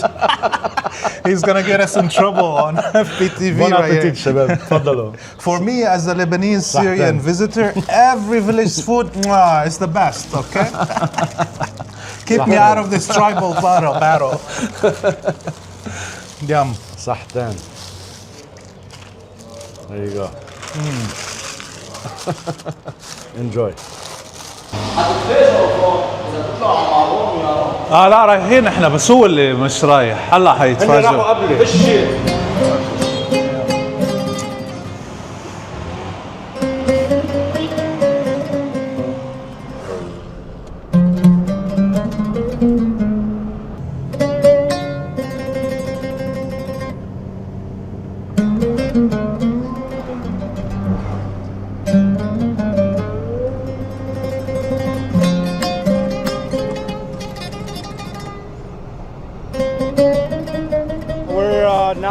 other side of the hill from where we just had lunch. I'm sorry, on the other side of the valley, where I was pointing to the direction of Beit Yahon. We're not quite in the village yet. Beit Yahon is further up the road. This was the Ma'bar, or checkpoint, one of the checkpoints. You had one in Naura, you had one here and elsewhere, where you could enter the occupation zone with a permit, obviously. The South Lebanon Laith army region. Yeah, I can see here some that's some barbed old, wire. exactly, some old barbed. We're actually standing in a former minefield right now. Wow. This was a minefield that my teams and many of the commercial NGOs, commercial companies and NGOs helped clear. And just for our viewers that don't know, you volunteered for the UN demining corps here in Lebanon. I worked for an agency called UNMAS, the United Nations Mine Action Service. I was employed for them for quite some time, for over 15 years. And I worked also for the Geneva Center and a short stint with Backtech International. Yeah. So this here was the former fighting position. Now it's just a pile of rubble, but it was a fortified position. With bunkers under there. Yeah, all bunkered. And call sign H would come up and attack them from the hill. So this whole area was mined.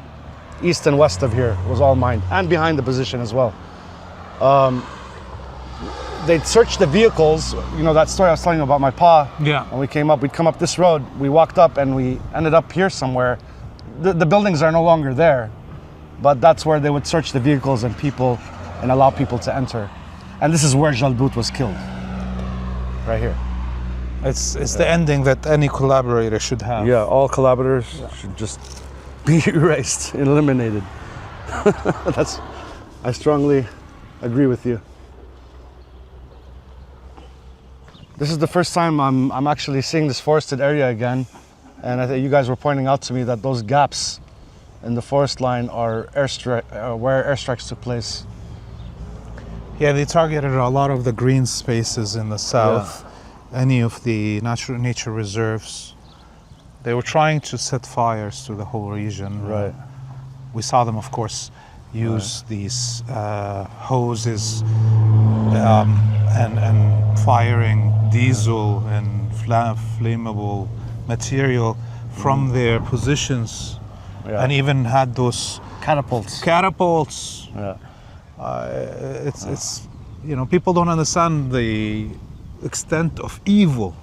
You know, the environmental impact alone, just the environmental impact is so devastating. People survive here from sustaining their land. Olives, tobacco, almonds, figs, all the crops that grow up here in the high mountainous area of Jabal Amel, or what biblically is known as Galilee, Jesus country I like to call it. This is Jesus country. This is where Jesus is from. This is where he preached. Yeah. You know, the Zionists love to say Jesus is Jewish, but we hate him, we killed him, right? Yeah. Of course, he was never Jewish, because to be Jewish is to believe in the religion of Judaism. Yeah. And he didn't preach to the Jews in Palestine. He preached to the Canaanites in Jabal Amel and in Palestine and in Egypt. And he preached against the what were they called? The Jewish clergy at the time.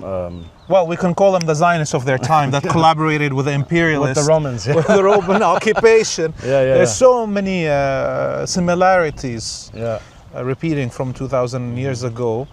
And of course, both the parents of Jesus Christ, if you don't want to believe that his dad is God, are from Jabal Amel, from Nazareth. From right Nazareth, here, not far. It's a Canaanite city that spoke Aramaic, that never was Jewish, even during Jewish rule time. I like to say, because I'm from this area, Jesus is my cousin.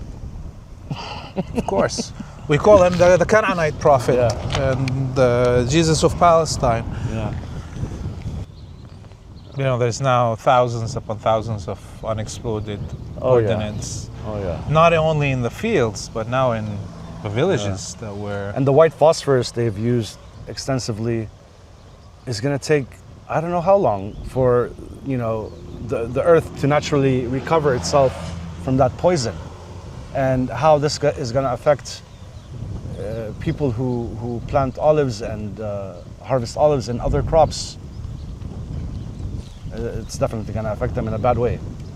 You know, the most dangerous effect of white phosphorus is not on the complex trees, the fruits, that they clean up their system before the fruit reaches the nutrients there.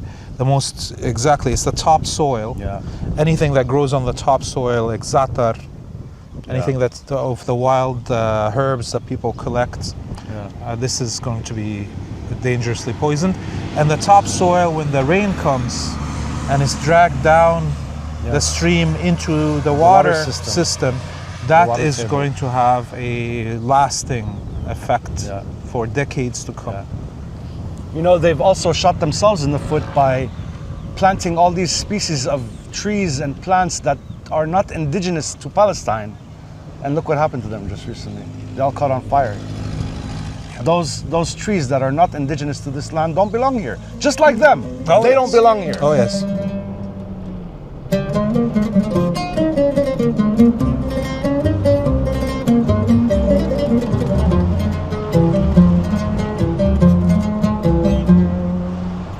يا مسافر وحدك يا مسافر وحدك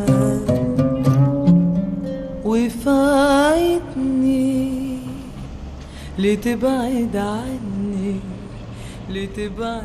So now we're in the center of Ainata, or near the center, and here we have a mural that was painted several years ago. It's my aunt Haji Kamli Samhat. She's the twin sister of my father, actually. They were the youngest siblings. And she became somewhat famous in 2006 because she was seen in Dahiya, in the southern suburbs, going to check on her apartment. And first LBC tried to come and interview her, and she said, fuck off. LBC, for those who don't know, is the Lebanese Broadcasting Corporation, but it's really should be called the Israeli Broadcast Corporation. Yes. And then Al-Manar TV saw her immediately after that, and they asked for an interview, and she immediately accepted. الله يريدك تنكسر يا اسرائيل، الله يفضحك يا اسرائيل، الله يريدك ان شاء الله تكون مشردة مثل ما كنت بزمانك. لك الدول العربية هالمخاسية اللي بتتفرج هيك بعينيها وافي عم تتفرج علينا، ولك ما بقي بيصيبنا رح يصيبهم. يعني لما بدقوا بلبنان بكره بدقوا بسوريا، بكره بدقوا بمصر، بكره بدقوا بالاردن. لك فرق تسمع يكونوا مطمنين ان شاء الله السيد حسن بضل تيج ورافع راسنا فيه والله يخليه. ولك هو رفع راس الامي كلها، لك هو رفع راس العروبي كلها. نحن لك كل اللي صار مش هذا بيتي راح، ولك فدا اجر المقاوم، لك فدا اجر للمقاومه، وبيتي بالضيعه راح فدا اجر للمقاومه. I wish you get broken, O Israel. Yes. Haji Kamli Samhat. Allah yarhamah. Allah yarhamah. This is part of why they are targeting Arabic women in general. To weaken their resolve. This is why they also are targeting Palestinian and Lebanese women for killing specifically. Because a woman is the one that raises a man. They're so sick, the Zionists, to a point where even their, what is it called, merchandise, like they have T-shirts showing a pregnant Arab woman with a target on her pregnant stomach. And it says 2 for 1. Exactly, something genocidal like that. And they have been targeting pregnant women. Yes. I mean, this whole thing is also part of this demographic threat that they talk about. They mean the Arab womb. The Arab woman's womb is a threat to them. And maybe our viewers don't know this, but the Arabic people in the area between Algeria and Iraq had the biggest loss in population between the time of 1880 till the end of World War II. People talk about how many Russians were killed in the World War II, and that's a huge number. But most Arabic countries, from Algeria, Tunis, Libya, Egypt, Syria, Palestine, Lebanon, they lost 1/3 to 1/2 of their population Yeah. in those genocides. And the armies that passed through our area, the Nazi armies that passed from Algeria to Egypt, and before them the French and the English. So we are a target.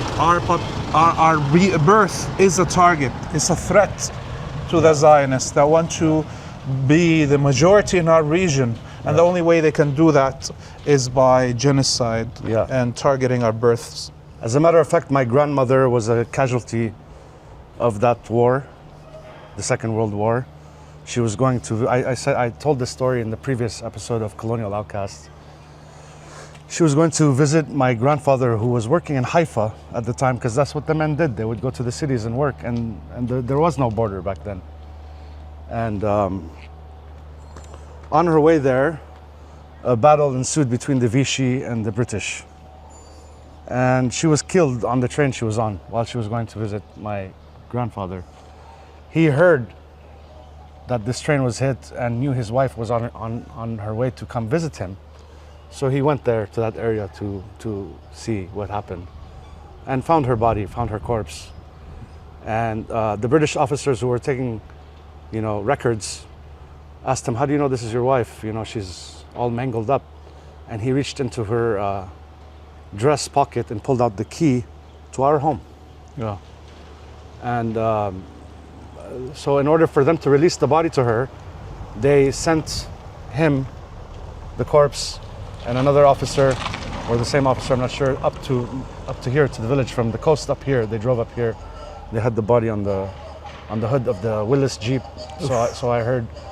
And back then, the men traditionally wore the white hatta with the black agal. Yes. And if you took the black agal off, it means you're in a state of mourning. Yes. So as they entered the village, he stood up in the Jeep and took it off, and they did the adhan, and they knew it was his wife immediately. And he knew, he already knew. He didn't have to try the key in the door. But for them to release the corpse, they went up to the house, he tried the key in the door, and it worked. Yeah. So, in fact, my grandmother is a Holocaust victim, as a matter of fact. Holocaust victims are not just Jewish. They're Gypsy, Roma, homosexuals, Slavics, all kinds of Arabs, people. blacks. But for some reason, Jewish people are the special ones, the exception in that regard, when in fact they're not.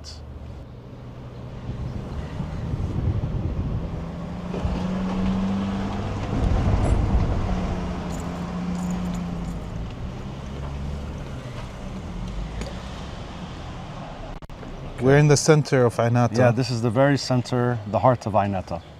Who are we standing behind there, behind us in front of? I'm very sad to say this is where the main mosque once stood. It was the mosque that I learned how to do my Islamic daily prayers, actually, as a matter of fact. And you came from the U.S., you had to also do Arabic courses with some of the beautiful old ladies here that were... Yes, yeah, they taught me Arabic. They remembered you immediately when they saw you. Yeah. And so... A beautiful story about this mosque, unfortunately we can't see it now, is... Well, not a beautiful story, but an interesting story is... there was this situation after 78, I don't know exactly what year, 78 or 82. Well, it was when the Israelis entered at some point, and I don't know if it was the Haddad or Lahad army at the time, one of them. They did an attack on Souq Bint Jbel on a Thursday. Market. On a Thursday. Yeah. And a lot of people were killed. It was an artillery attack. And not only the Souq, but also Ainata was hit during that attack. And the minaret of the mosque was destroyed. And my father rebuilt it. Oh. Yeah. May God bless his soul. Yeah. Over here once stood a beautiful mausoleum of the martyrs from the 2006 war, right in front of us. Me and Hadi, in our tours over the last few months in the south, we noticed how the Israelis deliberately were targeting the martyrs' graveyards. Yeah. cemeteries and the markers, you know, for the martyrs around in different streets. They would go into the village and just destroy the graveyard or the markers. Yeah.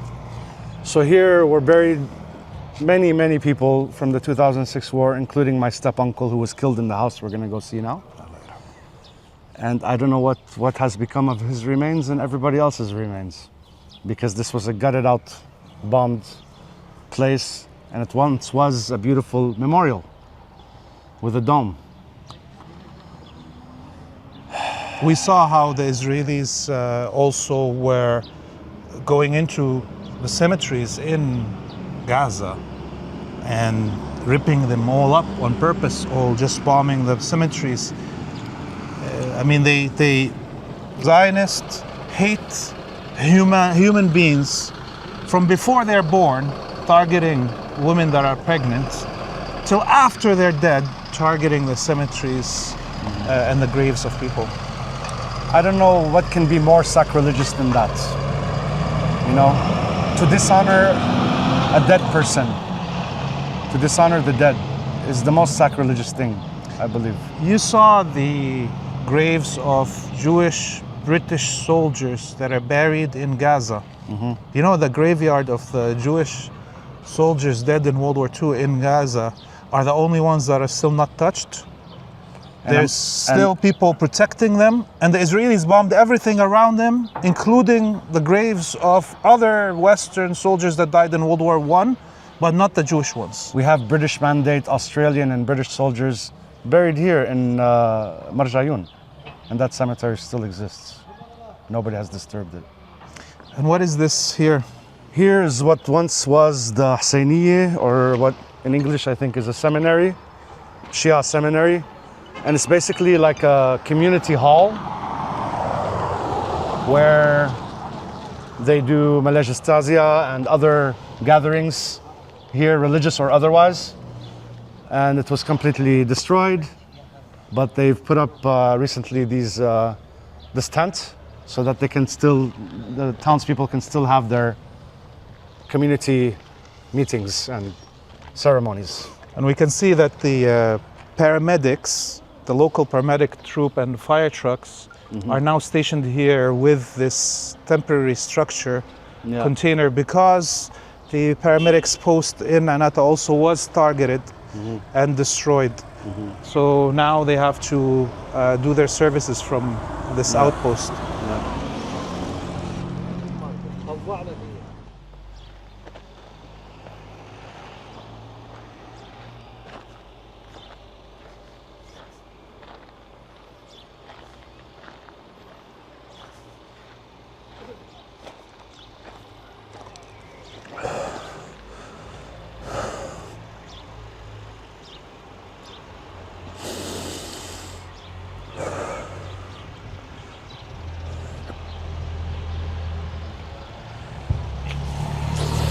I don't even know where his grave is.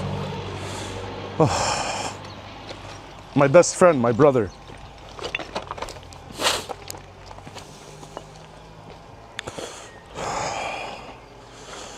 Oh, that's him. Ya Allah. Ya Allah. It's the whole graveyard they destroyed. This is my stepmother. Ya Allah. Allah yarhamah. بسم الله الرحمن الرحيم الحمد لله الرحمن الرحيم مالك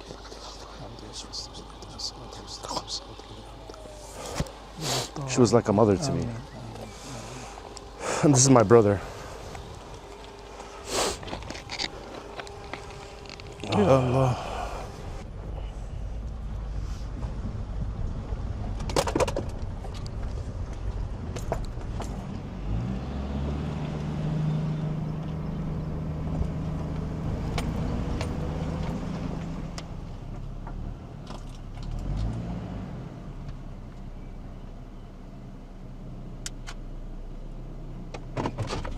This is the Samhat Hamoudi residence. I was last here in December of 2023, and nobody has been inside ever since. So let's have a look. And we saw that the house just down there was hit. Yeah. So most of the houses probably around here lost their windows. Yeah. Inshallah, the damage is not going to be too extensive. Hopefully it's not. In 2006, it was pretty extensive. As the way it looks now so far, not as extensive as 2006. So.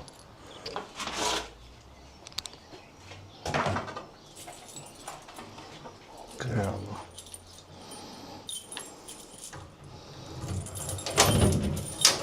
Bismillah ar-Rahman ar-Rahim. It seems some of the roof tiles have been affected. You can see the stone on the... Yeah. We'll see it when we go up. Yeah, we'll go up to the roof in a bit. Bismillah, welcome guys. Welcome to my family home. Bismillah ar-Rahman ar-Rahim. Yeah. Oh, wow. This was my brother's bedroom. We turned it into a TV room after he passed. The glass on Yeah, the balcony door. I actually, before I left, I wedged this against, this is supposed to be back here. I wedged it up against the door. The reason being, in 2006, the Israelis did not enter all of Ainata, but they were on the outskirts over there on the Aitarun side. Mm. And they entered many homes, defecated on the floor, graffiti, destroyed everything. So I just tried to make it harder for them. Yeah. By doing stuff like this. And also you'll see in the living room, I did the same thing. Yeah.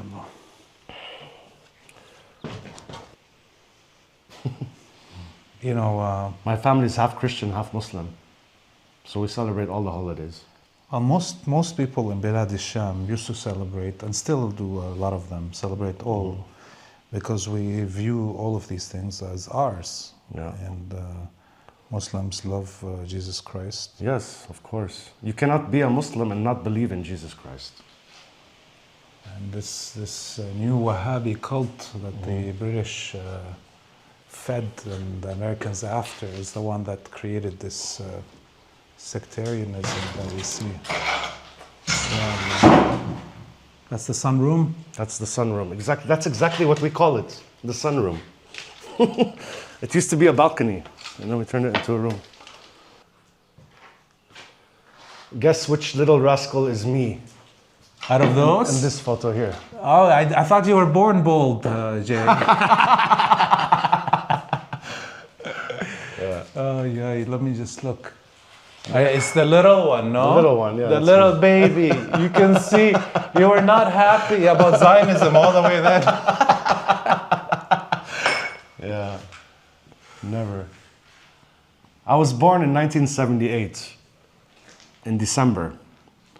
I won't give you the date because that's too much information. But the Zionists invaded my village in early 78, I forget which month. This house was partially damaged in 2006 and renovated.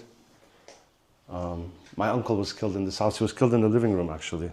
Yeah. In that living room we were just in. I'll show you his photo now. Allah yarhamah. He was killed in 2006 in the last days of the war. As far as we know,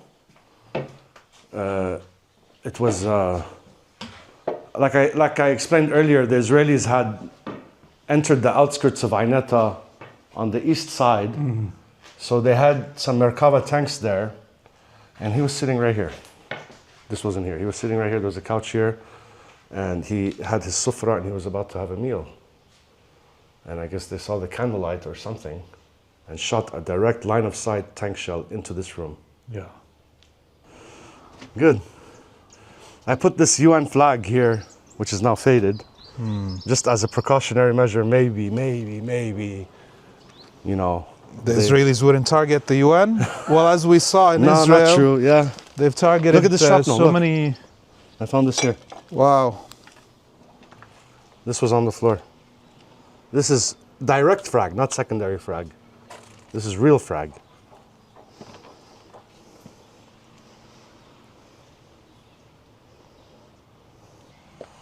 Ainata, for the most part, what's the word? Survived much better than Aitarun, for example. Aitarun is completely destroyed. Habib, just that way, completely flattened. What else? Yarun, that way. Luckily, Ainata, in this regard, geographically, is not directly on the border. Between us and the border is Marun al-Ras, Aitarun, and in that direction, Yarun. Yeah, they would say it's a second line It's village. a second line village, yeah. And most second line villages fared better. Yeah.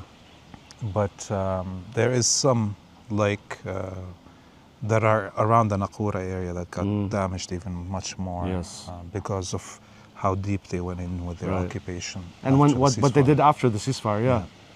Most of the damage was after the ceasefire. Because they don't fight fair. They never fight fair. They use tricks. They're sly, cunning. They do war crimes. Definitely they are some of the genocidal maniacs. Most unhonorable fighters on the planet. No honor. Desecrating graves. How sacrilegious is that? Unbelievable. You know, I mean, you living in the U.S. must have had to deal with all this, since they started the genocide in Gaza and the destruction of Lebanon, taunting people, saying, yeah, this is not the old Jew you knew. This is the... You know what I tell that person? I challenge you to a DNA test. That's what I tell that person. Yeah. Well, you know, what I mean is they try to claim that, you know, the weak Jew of the Holocaust is no more. It's now that vicious Jew that fights back. This is what they try to tell everybody. And we're probably more Jewish than them. Yes, and the truth is also the warriors, the Jewish warriors in the Warsaw Ghetto that fought the Nazis are more manly, more of a warriors than the whole Israeli army put together. True. Those people fought fascism. They didn't fight. They were not fascists themselves. And clearly these Zionist cowards wouldn't have lasted one day in this war if not the whole might of the West, the empire ruled from DC, didn't dedicate all its resources and weapons and intelligence to defend them.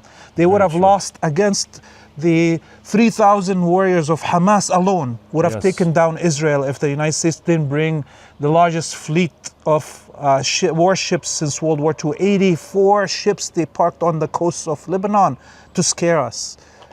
And they still, till today, now it's 17 months, they haven't defeated Hamas with all the might of the West combined. True. So to all the Americans out there, is it America first or Israel first? That's a big question they have to answer. They get free health care, they get free education, they get subsidized housing. They get all these benefits from U.S. tax dollars. I pay the bill. You pay the bill. We need to change that, folks. They're gonna get their comeuppance, as they say in Southern American accent.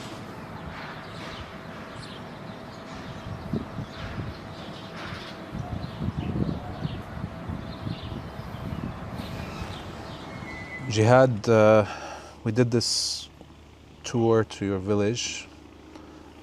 What's your impression seeing it now after the war? It's heartbreaking. It's very sad.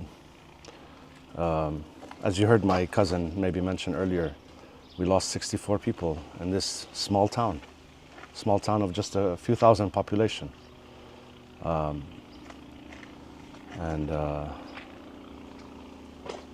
You know, it's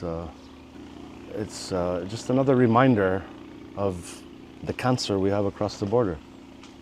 2 kilometers that way. And we can hear the drone, it's even closer to us. Yeah, they were just over our heads earlier. Yeah, there's a silent one that was going in circles right on top of us. So it's a welcoming committee to you. Yeah. And you know, we are worried because they're so unhinged. They don't care if we're civilian. That's how, you know, they are. They just kill indiscriminately. And they don't care that you're American, that I'm Canadian. That I'm a veteran. They don't care. No. And it's also, you know, the geopolitics. They don't want the shift to the east, to China and Russia. They want to be the best friend, or the fake friend, I should say. Well, this whole thing about constantly talking about the Judeo-Christian civilization. They want the Arabs into this quote-unquote Abraham Accord in order that they can claim that they represent the Judeo-Christian Muslim civilization, which is us. But they are supposed to be our reference as the original Jews, the original Christians, the original Muslims. We're supposed to get our reference from Whitey on the moon, as the poets would say. Let's legalize DNA tests in there. I don't want to say the name. In the Zionist colony. And occupied Palestine, that's what I should say. Yes. Well, if the time comes and Palestine is liberated, I know a lot of people talk about the one-state solution, but I personally don't think they would want to be to live equals with us. And after this genocide, I, as a person who used to talk about the one-state solution, I personally would refuse the remainder in our land. I feel your anger and why you would think that way. I feel like if a one-state solution, well, a one-state solution would be Palestine, right? Yes. And anybody could live there, Jew, Christian, Muslim. That's how it was before. That's how it was before. Other than a few local, maybe, warlords fighting each other, for the most part, communities here lived in coexistence. Minorities flourished. Correct me if I'm wrong. I think the last major conflicts that happened in this world before the creation of this cancerous Zionist state was the last crusade. And this is why I call this the Jewsade. Today, I call it the Jewsade. Right. Because they are coming in the name of Judaism and ethnically cleansing our land. Yeah. I thankfully have several Jewish friends that I can vouch for in the U.S. who are like-minded and think like us. And I could live side by side with that person. But a fascist Jewish supremacist, I want to punch in the neck. That's just for fun. Should be the punishment of any fascist, no matter what their religion is. Yeah.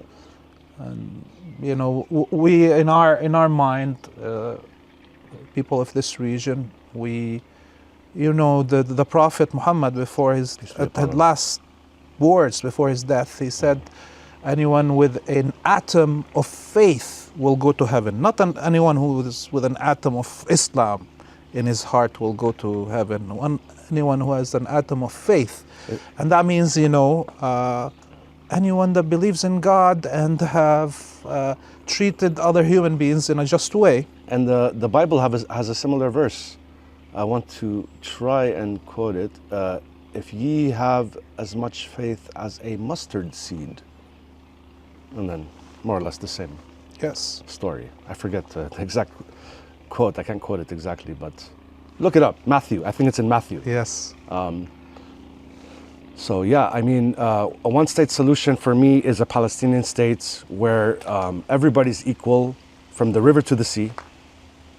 Palestine will be free, and Lebanon and the whole Arab region, Eastern Mediterranean, Western Asia, whatever you want to call it. But those Jewish supremacists, once that one-state solution comes into existence, they're going to fuck off. They're going to go back to Poland and Brooklyn and Beverly Hills. And Trump will give them refugee status like he's giving the white South Africans that are claiming to be oppressed when they own 80% almost of all arable land in South Africa is owned by these white settlers. Afrikaners. Remember this. They call themselves Afrikaner to denote that they are indigenous to Africa and the black African isn't. Just like they call themselves Semites and want to extract us from our Semitism from Bilad al-Sham. Well, Jay, thank you very much for allowing us to go on this trip from Beirut to your home here in Ainata. This is Laith Marouf from Free Palestine TV. This was a collaboration with our comrades from Colonial Outcasts. Shout out to Mark Wayne. Shout out to Greg Stoker. Shout out to all the veterans in the U.S. who stand up for the right thing. I love you guys. I miss you. I'll be seeing you soon. Visit all their socials Colonial Outcast On to all watch social media platforms. this and all of their other productions. Visit our website, freepalestine.video, to donate so we can continue bringing you this amazing content. Yeah. Just to add, this is the second field report of Colonial Outcasts. We did the first one just a month ago. Check that out. We commemorated the unveiling of the Bushnell Range in California. God bless his soul, Aaron God bless his Bushnell. soul. He made a great sacrifice, and the U.S. government gave him no honor, so we decided to do it ourselves. Mark Wayne, particularly, who invested a lot to make this happen. And I got your back, Mark. I'll be there soon. And we'll be doing more field reports, inshallah. Inshallah. And I would welcome you guys to come back. Maybe I'll have this place a little bit cleaned up and we can have a proper meal. Yes. And I could show you a few other things if I find them. We will be here, inshallah, as soon as you're ready for us to come back. Yeah. And until we meet you all next time, we wish you all a free Palestine. Free Palestine.